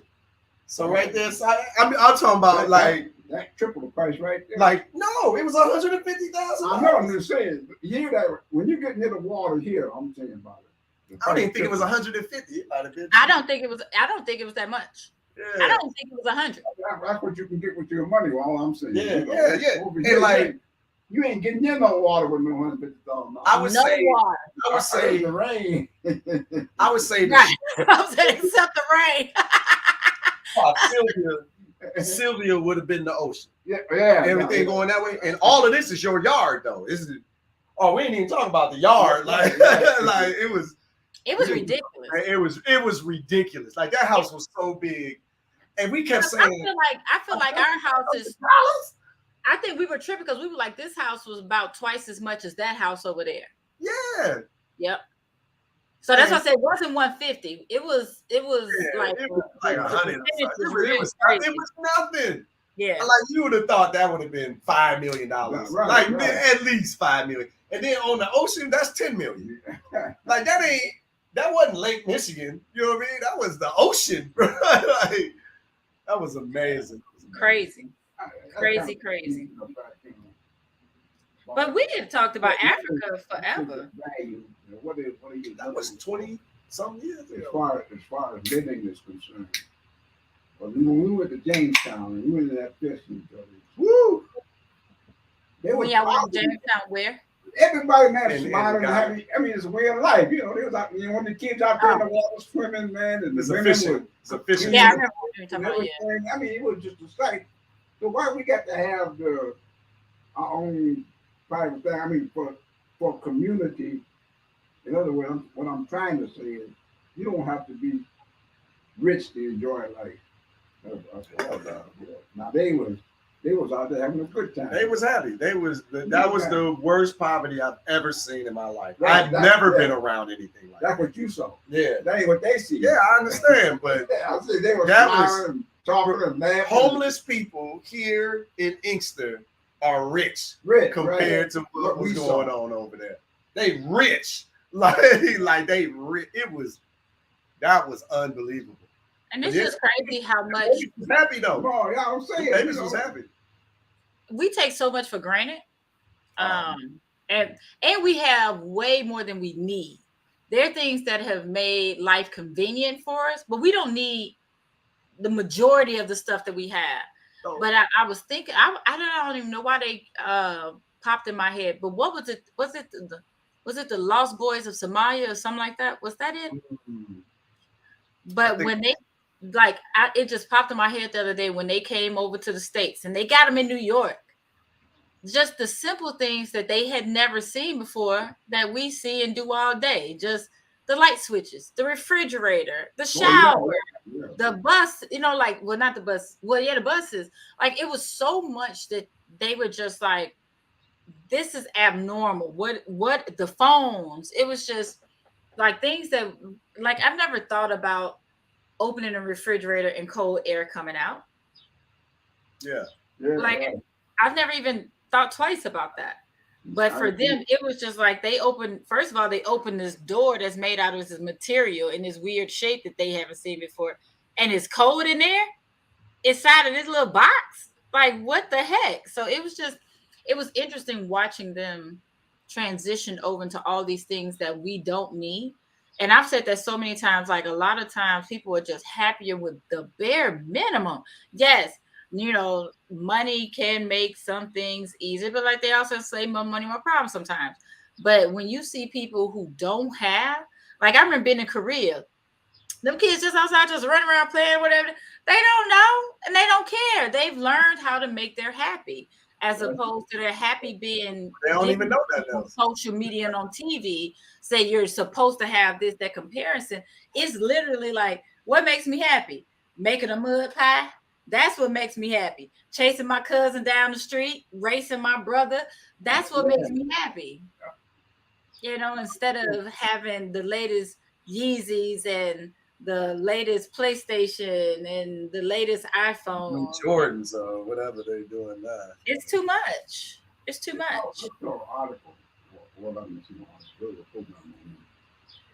Remember when we was there in Ghana, and the guy said, "Oh, they from Burkina Faso," and I ain't never heard of Burkina Faso. But Burkina Faso, I found out, is the Upper Volta. That was the original name. Gibraltar? That was the name that the colonists named it. And the guy was in charge now, changed it to, he said, man, hey, that ain't no name. Let's go back there. We get it. Burkina Faso got a meaning like upright people. This guy who took charge named it Burkina Faso was saying upright people, But the colonists named it Upper Volta. I've heard of Upper Volta, but I ain't never heard of Burkina Faso until I thought listening to it on the Portugal. That was something to say. Pops, what's the name of? You said Upper Volta? It's Upper. It used to be. I think the colonists named it Upper Volta, Volta, Upper Volta. Check it. Can you check it? Upper Volta. Oh, Volta. Volta. That's what it looks like. Republic of Upper Volta. Oh yeah, I've never even heard of this. I've never heard of that. Yeah. First of all, okay, and it's right next to Ghana, ain't it? It is on the West Coast, yeah. Because we was out on the guy trying to sell me a belt, man. They were trying to sell that belt. And the other guy say they must be from Burkina Faso. So, I mean, I really didn't know what the hell Burkina Faso was until I found out it's another country that ties in. But the other name for Burkina Faso was the Upper Volta. I see that on this map I just pulled up. Pops, let me see. Hold on. Let me see if I can get this map big. Oh, Josh, he is working today. Yeah. He is over there. Something is going astray. He's fixing things because he's the fixer. Right. What Christian? He fixing stuff. Oh. Here you go, Pops. You see it? What you said? No, you're not sharing. I'm not? It says that I am. You don't see it. It's just a regular screen. Let me try again.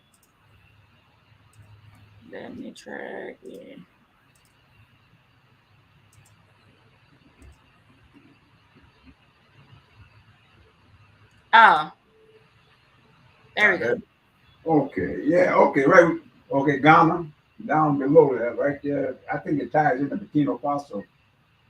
Like, I had never even heard of Burkina Faso. Yeah, I had an interview who was older. The guy said they must be from Burkina Faso, but the original name was Upper Volta. Well, it wasn't the original name. It was the name that the colonists gave it, Upper Volta. Mm-hmm. And this young man that took charge of it, he said, that ain't no name. So he named it Burkina Faso, which means upright people. We upright people. That's awesome. Like I've never even heard it before. I'm trying to pull up the other map that was showing Upper Volta specifically. I guess so. Burkina Faso is Upper Volta. And Upper Volta, yeah. Okay. Yeah, that leader came in and changed it. He said, hey, that don't even sound like no country, Upper Volta. Agreed. Sounds like one of their countries. Yeah. Just saying. Just saying. Yeah, this Burkina Faso mean upright people. That's one thing I love the meanings behind our names and words and how important they are. I think a lot of times, people crack jokes about being too ethnic or whatever they want to call them ghetto, but typically our names outside of the Cavassiers and stuff like that, but typically even our names that sound different, they mean something, and it's a connection, even if it's a combination of names for people that you care about. That's important. That's serious. Mm-hmm. Like if I'm going to use your name as a part of my child's name, that's an honor, like, but those kids are easily judged, and then you hear they'll never get a job and all those ignorant things, and that's just ridiculous. Like sure, it sort of lets us stand out as Black folks, but I love that because we don't just typically have the basic ass names. We are gonna have some names that mean something, just like with our son's middle name, that's a combination of things of people who are important. So it's just like whatever. I know some people can't stand it, but I don't care. It's a combination of Well, names. you know, when we stop being dependent on other people to employ us, then none of that'll matter because it's our culture and we're hiring our people. We do what we want to do. How you gonna say that when I run out of beer and I can't drink to that? I gotta drink some water to that because that whole part right there. You can go get another beer. I've done it twice already. Getting another. You ain't have to get up though. You was right there. It's funny because I suspected we was gonna drink multiple of these. That's why I brought the 6-pack. And you know what? When I saw you drinking that first, I done drank what two. When I saw you drinking the first one, I was like, "We drinking real fast." I was like, "They must have more in there." I didn't remember that you had the whole 6-pack right there. But I was like, "He's taking down that first one real fast." Down fast. Yeah, our nephew said we just wow. So since we're on the beer show, in 2013, I posted a beer that I said this beer is damn delicious. It's light with a citrus flavor. Pops would love this beer. That was a beer show? Bud Light Lime. What year was that? Let me show you. It wasn't the beer show. Oh, you were at a beer show. Let me. Is it? Why is it not sharing? Like I gotta keep going through all these doggone steps today. But Pops, you would love this beer.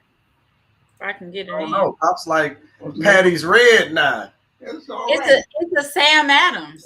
I'm glad you mentioned Killian because I gotta go buy me something. I ain't had no Killian man in a long time. We're gonna have to put get home and get forgetful. I forgot that Killian was my beer. Killian's through the taste test. I don't know why it doesn't want to show. Patty's Red to knock them out. Yeah, y'all gotta do a comparison. That's what y'all need to do next. Get Killian's and the odd side and see which one is the best Irish red ale. Yeah. Because at this point, Killian's got that market on lock. Yeah, this is solid though. If you had to think right now, which one do you think you would prefer? You drink that one before Killian's? Yeah. Okay. I will say I'm kind of surprised, but I only drink Killian's with Pops. Yeah, Killian only with Pops. I would only drink this one. Only with pop. So pop, what's your rating of it now? Moved up from what you were drinking, right? Yeah, this is no. Uh-huh. No. That's an elevation, ain't it? Feels like a cliff. Just jumped Oh, off.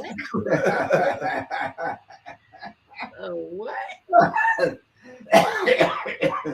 So pops, what you rate that beer as now? What could she say? What you rate the beer? What did I give it for? A 7? 7. It's hard to get off a 7. I can't believe you gave a 7. I don't want to lie, so I won't stay with the 7. I'll stay with 7. Okay. Yeah. Okay. I'll take that. I still just can't believe you got that high up.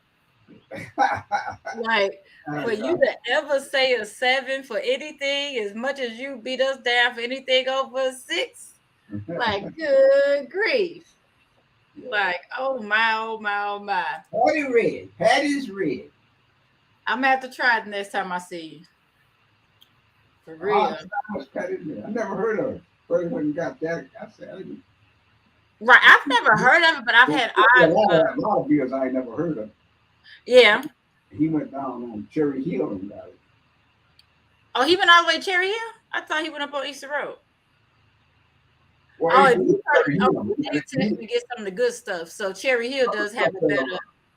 Easter Road and Van Born. Mm-hmm. That's where we typically go, but they don't have a lot of good stuff. Cherry Hill does have a better selection. Cherry Hill got the whole thing, you know. All kind of beer. Oh, you've been to Cherry Hill, right? Yes, sir. Oh, okay. Yeah, they got a whole lot more beer, different kinds, you know. Yeah, they have a nice, and then we actually found another spot. I feel like it was. I think it's still on Cherry Hill. It's just further down. That had it was a small spot, but they had a lot of different variety beers. So instead of having big inventories of a beer, they had a lot of different small ones. It was good. It was a real small spot, but we got some good beer. I feel like that day. Oh, okay. I really do. Yeah. So yeah. So pops, we got to get you to Cuba. You got to get there. Yeah. You know, and it was funny about when you were talking. I was thinking about it. I said, how the heck is a country gonna tell this 92, almost 93-year-old man where he can and can't go? How does that make sense? Yeah. Like, make it make sense. What made me want to go so much is that Cuba went through hell, and people don't know it, you know. Cuban people call hell, and they ain't done nothing to us. Nothing. They said they didn't want to go along with the crap that, you know, that we trying to sell them. You know, they ain't done nothing to us. And Marco Rubio thinking that they're going to go back and denationalize some stuff that Castro nationalized, you know. But that ain't going to happen. I really don't understand, I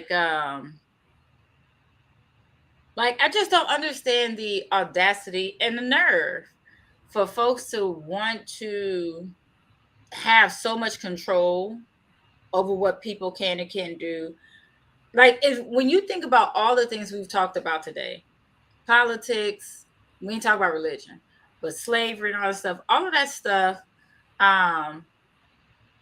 it's all about control. Somebody's trying to figure out how to control other people and situations when it's not even necessary. Like, I just don't understand it. I've always said I never understood the need to control everything. Just like, for some reason, men love playing the game of Monopoly, and I couldn't care less about the game of Monopoly because I don't need to be in control of everything. I'm gonna beat your head in on Scrabble.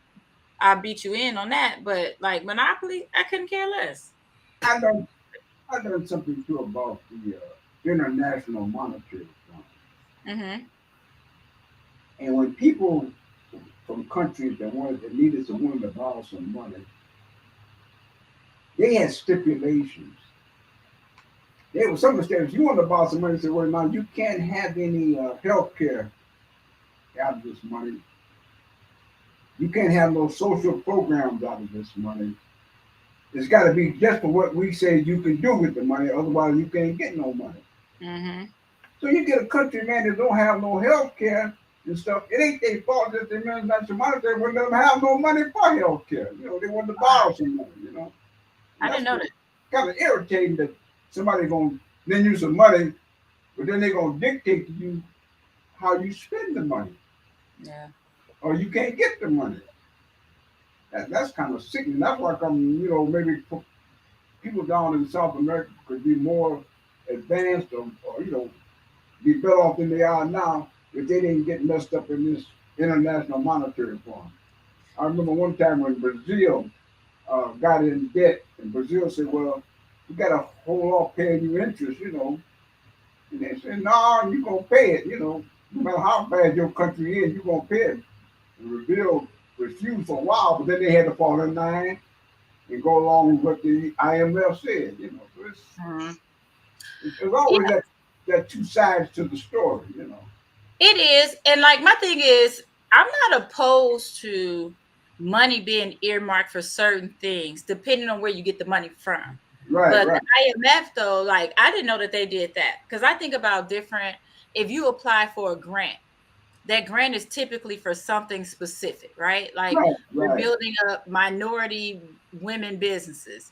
We're right. building up businesses who are giving back in the community for homeless people. So I can understand stuff like that, where you're saying, hey, this is my money is specifically going to that. But for the Right. IMF to do that and to put restrictions on it, I didn't know they did that. Yeah.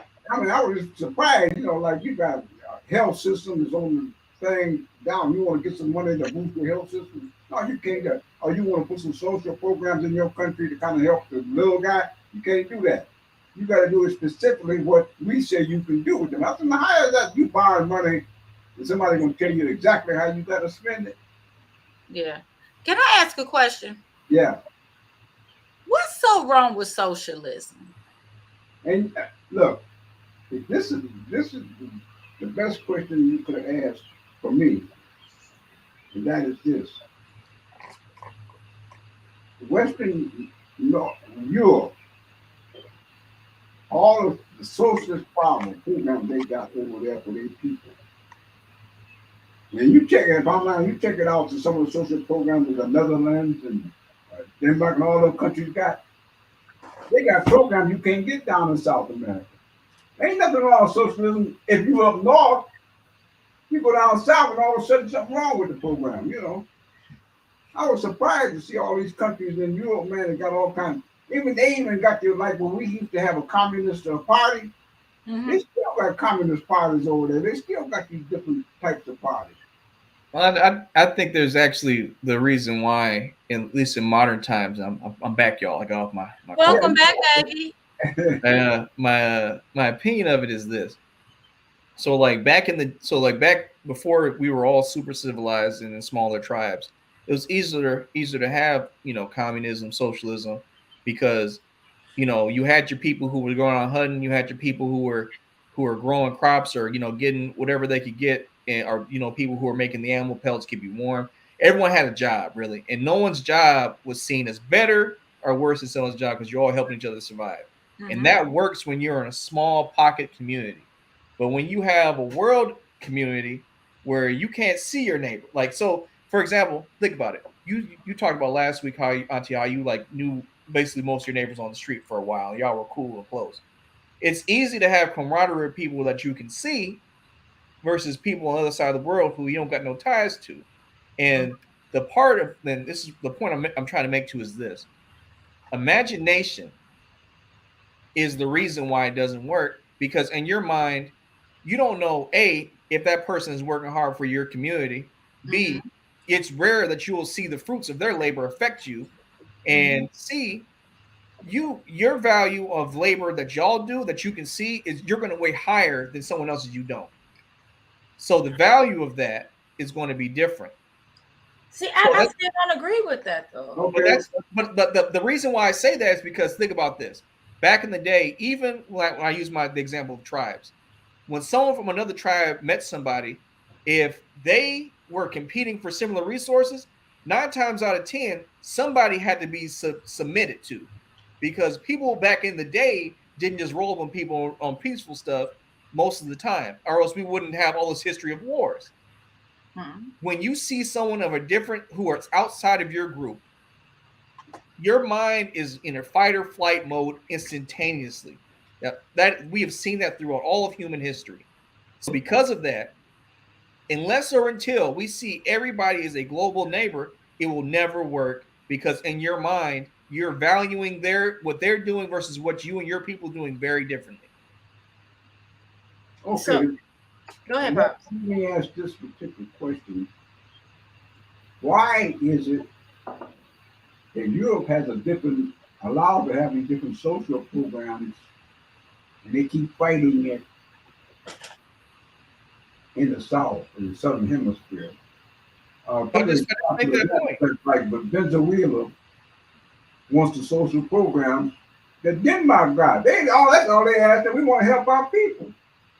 But we're throwing puppet governments all down in South America to keep them from any type of social program.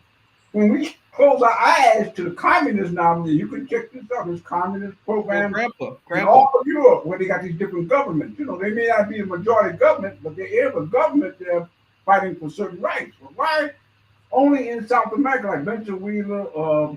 Okay, we can even take Cuba. Well, Grandpa, I answered that already. That is a completely different tribe, sight unseen. My people are good over here. Why are we valuing what you're doing the same to us? We can't see you. We don't interact with you. So to us, you're competing for our resources that we have insulated in our community, because all resources are finite. So unless or until we see ourselves as a global community, everything you're saying is never going to happen. But that's the thing. We used to, period. Like at some point, that's just the whole world. But what I'm saying is, so I just Googled. Yeah, does anybody know the very first war ever? Because when you talked about the wars, and that's how wars started. Because in my head, we as a people were together. So the question, Fred, was, what's wrong with socialism? And Joshua was basically saying that socialism works in small communities because everybody's playing a part. It doesn't matter, nobody's role is more important. Everybody has something that they have to do. But in larger societies, and when resources are finite, so if two different societies or communities ran across each other, there's going to be this battle for the finite resources.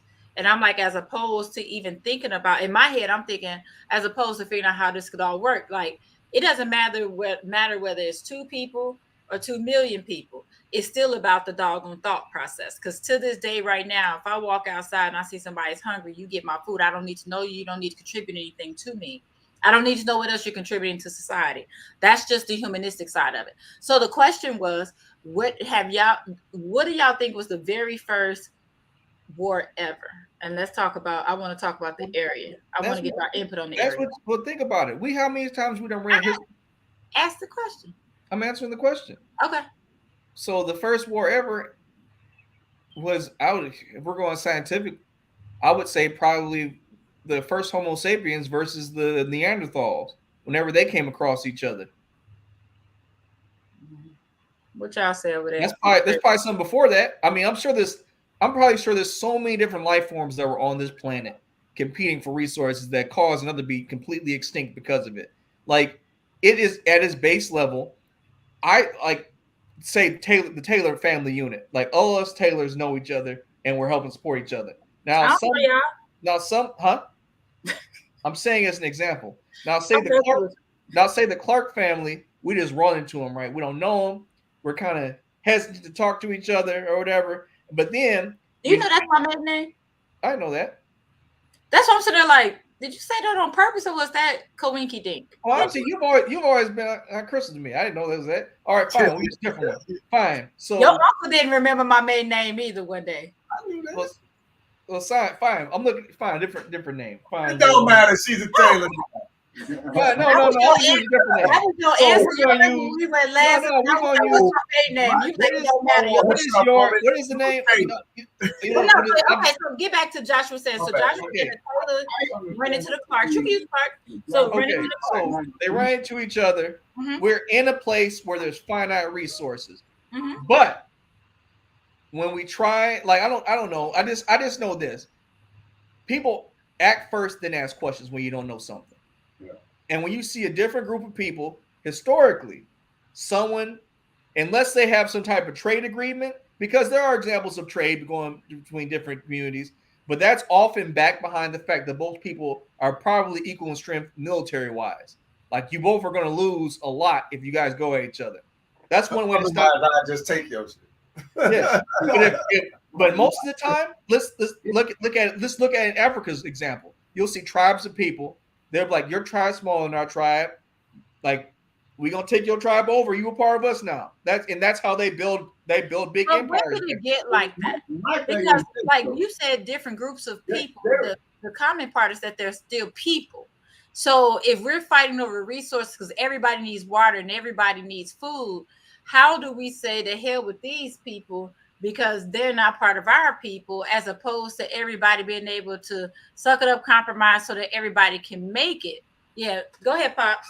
Yeah, my question is this: we got a northern and a southern hemisphere.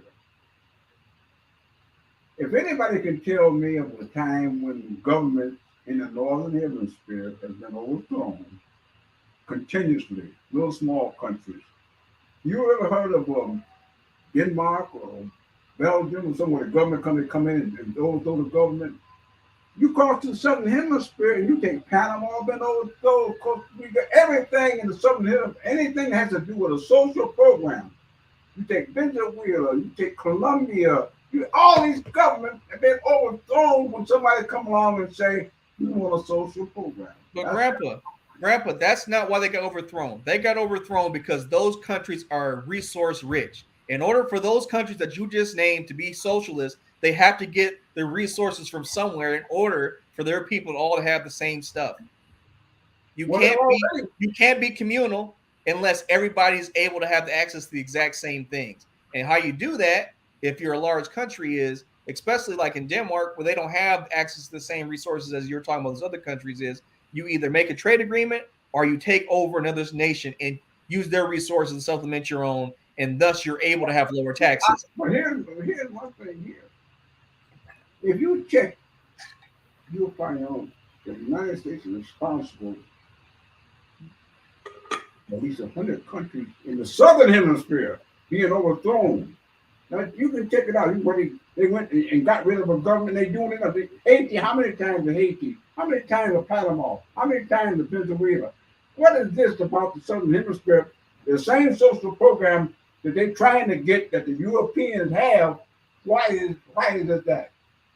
They ain't overthrowing no Denmark. They ain't no one of the biggest social programs is in the Netherlands. Why in the Netherlands? If you try to have a social program down in South America, man, you got another government. Continue over and over. That's my thing. The hypocrisy is it ain't no capitalistic countries. Like the United States talk that capitalism shit, but it's not a purely capitalistic country. It's definitely not. It's social capitalism. There is a safety net. There is a safety net. It might not be where we want it to be and as much as we want it to give, but it's a socialist country. It's just mildly socialistic. European countries are more socialistic, moving further, and Venezuela was going further than that. But now we're drifting into, you're moving past like socialism, you're moving into like communism. Okay. When the Sandinistas, when the Contras and the Sandinistas were fighting, Sandinistas were trying to get a social program going. The Contras come in there with this one world thing. We're gonna have our government, and we ain't gonna share none of the profits with nobody. This continues over and over again. The Northern Hemisphere conversation. I was just saying, plain. It's white people deciding that they're going to have war with black and brown people, and we're going to stop infighting amongst each other. Let's just fight them. Okay, thank you. That's what it is. You answered my question. That's just what it's about. I'm sitting like we all know what the difference is between northern and southern, but let's see who's gonna say it. No, I mean, I like socialism. But I was answering the question to why you can't do it, and I just gave the reasons why it's happening. Yes, I agree with what you're saying now, but I guess Fred concentrate all your energy on the southern hemisphere, but they ain't doing nothing about no socialism But Grandpa, you're skirting around the point. The point is what I told you it was. These people are taking resources from more resource-rich places and supplementing their economy so they can be quote unquote socialist. You can't be a socialist in the pure sense unless you have equal resources for everybody. And if you're in a nation that doesn't have access to those resources, how are you getting it? So who had all the resources and who didn't? Black people got all the resources. Brown people That's my question. White people got socialism stop being a good thing because in our communities it's always been about socialism. They got enough oil, man, and last for the next 100 years, I guess. That's why they about to catch all this smoke. And why ain't Texas, Venezuela getting all this crap? The United States with the Venezuela, they've been down. They put in the government, took the government out, and put in this young man who knew nothing about the government. The man Mandela was duly elected to Venezuela, and now we coming to Venezuela talking about we need to pump more oil because we own the Russians, and the Russians we ain't buying no Russian oil. What kind of crap is that? That ain't got nothing to do with it. That's got something to do with it's a political thing there, all together to me. They down on Venezuela just like they is trying to come into the Southern Hemisphere. They come in to see Cuba. They come in to see Venezuela. They come in down there. I think it was somewhere down there. I don't know whether it was Colombia or what, but Chinese are moving in because they seem to be trying to at least have some type of social system. I'm not saying the complete socialist system, but the people keep coming from South America to the American border because they can't do nothing here down there. You know? We got people lined up at the border. Well, let's look at it this way. I'm going to make some statements to see if there are possible connections. Don't get your smirk off your face, Fred. So I'm just trying to see. So the question is like, why can't the Black and the brown communities have socialism like these white ones? Let's just say it. Let's stop doing North and South. We're just gonna call it what it is: Black, white versus all that good stuff. So to tie it all in, what it's sounding like to me, Joshua was talking about the equal level of resources. This is my summation. Black and brown folks, we had socialism because we all believed in supporting each other any doggone way. We're going to help each other out. The white folks realized they have nothing and they somehow stumbled across it. And all these folks got all this shit. And even though we accepted them and was able to share with them when they came in, they greedy asses decided they wanted all the things and they started dominating and taking as opposed to sharing socialism. So now that they've done that stuff so much because as Black and brown folks, I don't care what nobody say, we're naturally nurturing and giving. We're not the animals that they try to say that we are. So because of that, it's like they finally they've deceived their way to such a level where they have so many resources that now they're basically giving us the middle finger. Because nanny boo boo, now we got what you used to have, and you can't have none of it. Am I in left field with that? No, I don't think that. Was that too far? Was that too much? Was that too much of a stretch? I don't think so. Was I talking too fast, Pop? Go for it. Pop was like, she went too fast. I mean, I don't disagree with her. Yeah, what she said. I don't disagree either. That's what it feels like just from tying everything together that y'all said. Because to me, like I've just never understood the argument against socialism. I've never understood that, and I never will. Socialism is okay if white people are in control of it. That's everything is love as long as they control it. You can do whatever you want to do as long as we can control it. When we need the resources and we can get them, hey, I don't care what y'all doing. Y'all can love on each other. Y'all can kill each other. I don't care what you do. I'm gonna need them resources, and that's what they are. They decided to stop fighting amongst each other. That last World War was that Cold War. They was like, listen, this is stupid. We got to stop this shit. Let's go get them. You messing up the money, dog. We can't keep doing this. And Russia still want to blow it because they still want to snatch Ukraine. They forcing them to start beating y'all can fly to Russia and fly to Cuba. African countries, more than that, they decided that Russia is in the right in regards to NATO. NATO, they say, NATO was the reason that Libya, Muammar Gaddafi, when we killed him over there, Muammar Gaddafi, Libya, they say that NATO is causing all of the problems. And if you think about this here. Russia was never, NATO was put to keep the Russian expansion. Russia had already lost their empire. They had nothing but Russia. So they were saying, don't progress beyond the German border toward NATO as far as, pushing NATO any further. And they had an agreement. But then when Russia lost their power, now they said, what the hell, we can go on now. Now you got Poland, Hungary, all of them around Ukraine. And Russia said, we got one more thing to keep, and now they want to get Ukraine into NATO. Said, well, you're going to destroy us. We ain't going to have nothing, And this is where we at now, That's what and the African countries saying they accusing NATO of destroying those African countries right now. That's what they've been doing. Yeah, I said, but the Africans are speaking up. That's why the United States said we're gonna punish 5 Africans. How many African countries for joining up with Putin? Mm-hmm. But the thing is, probably them joining up with Putin is that they see what's happening with NATO. NATO's coming to this one world government when the rest of the countries, trying to be independent, at least have a little independence. Russia ain't part of NATO, but everybody else, they want to make this one world government in Africa, saying, hey, if you do that, y'all gonna mess with us. I don't know. Yeah, they're always messing with us. So. Always. These folks, always. All I know is a lot of Ukrainians wouldn't be dead today if it wasn't for the NATO. It's a proxy war. They fighting for us, I guess. It's a proxy war. They fighting for us? Well, I mean, not for when I say for us. They fighting for this one world government. That's what they fight.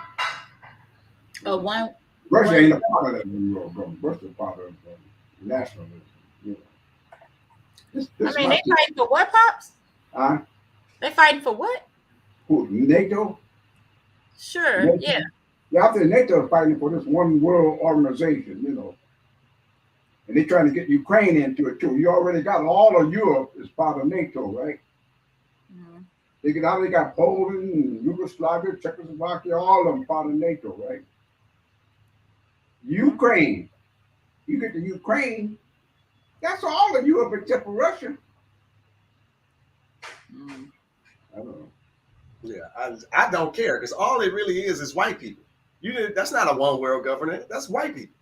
Well, that's what that is. That's what they talking about. The Africans saying, we ain't going along with that, Yeah, that's African people saying they said we're gonna punish y'all because y'all went along with Putin, but they haven't told the whole story. From what I gather, and I could be wrong, but some of the information that's coming through is that Israel will not be a state, and they want another place, and that's going to be the Ukraine. And if you know that the president of Ukraine is Jewish, that might make them wind up being a Jewish state, but they don't need the help. I don't know.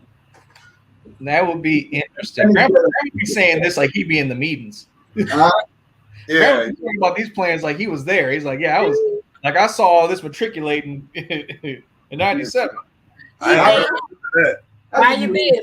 And you watch TV all day long, you call some weird ideas. Yeah,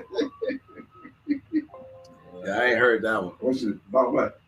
About the Ukraine and Jews. Oh, Ukraine and the state of Israel. I mean, that's all of them. That's not in the Bible. What's not the Ukraine. Not you I mean, gone. they base their ownership over what's now Okay, Israel let me based say on what's in the Bible. Let me say this about. I just said. Let me say this about Ukraine. The Khazarians. The They're Khazars? Jews. Right. So that's what I was about to say. They Russian anyway. So that right. Yeah.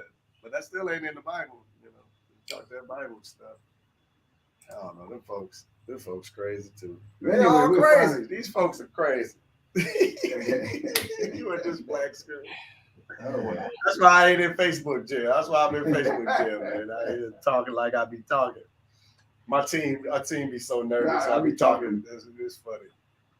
Well, I be watching YouTube and it makes sense to a lot of things that's happening now. You know, just like this place in Africa called, not in Africa, in Israel called Dimona. You know, black people left the United States about 50, 60 years ago, going into Israel. And now they have a community there in a city called Dimona. They established themselves now. They got their own system of government, you know. But if you would take biblical prophecy, it might be that they coming back home. Okay, sense. But anyway, whether they're coming home or not, they are there. They are there in the state of Israel. Yeah, looking up Dimona. Dimona. Oh yeah, he had me looking at it this morning. Was that today? This morning was that yesterday? Oh, I had you looking at Dimona? Mm-hmm. Oh man, they had a big celebration over there, you know. They ain't got no crime, no nothing. Everything going according to plan, you know. Well, it's time to get out of here, so I'm ready to leave this country. Bad. It's getting bad. Getting? I mean, getting bad as far as my urgency on leaving. Oh, okay. I'm like, getting, sir. All this country need to do is change. They just keep on doing what they're doing. There's gotta be a change. They can't keep on killing people thinking they're gonna hold on to something. And all they gotta do is share. No more than to share with the rest of the community. Yeah. But the hierarchies say they don't want to share. They don't. And that's where we at now. They're not sharing. Yeah. I'm gonna have to come and talk more about this later. I didn't skedaddle past the time. yeah. We 2 hours in. Yeah. All right. I guess we can wind this one down. Right? Wind it down a little bit. Grant, why don't you give your final thoughts first, so you can say what you want to say. Fire it up. Yeah. Who's that? You. Me? No, I was just. What are your final thoughts, Grandpa? Final thought? Yeah. My final thoughts is paradise in Gandhi and Ghana. Oh. I see some beautiful homes there. That's my final thought. Take a look at them, man. You said what? I mean, exterior, interior, everything down to perfection and cheap. Mm-hmm.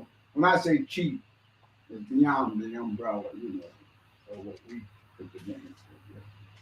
Yeah, because it don't make no sense. Beautiful. I'm gonna throw credit in one community, and you're gonna have to agree with me, man. This is all right. I done seen them. I mean, this particular one. You ain't seen. Oh, you might have seen this particular one. You might have seen this particular one. It was beautiful. Yeah. All right. Well, Uncle Pooh, what's your final thoughts? Yeah. I mean, I don't know. I ain't gonna say look at the house. I say it's time to go. I don't know what everybody else gonna do, but it look like the Taylors in Chicago is ready to make our exodus. And like I was talking about Chris, at the very least, like doing like digital nomads, right? Like just moving around from place to place. 2 months here, 3 months there, but it's time to go. I'm with Ian. I don't want to be in a place where everybody got going. It don't make no sense to me. That's very dangerous. It's bad enough everybody got guns, but everybody got their thoughts, you know, what to do with their guns. Well, yeah, and then they on drugs and they ain't got no self-control anyway. Having a gun is one thing, but having a gun and going to kill 10 people Hey, I gotta get to this meeting. So, Auntie, what's your final thought? All right, do you think? It was fun. I missed you talking today, but we had a great conversation. And then, yeah, have a great day, y'all. See y'all next week. Have a great day, y'all. I love you guys. We'll see you next week. Take care. Bye.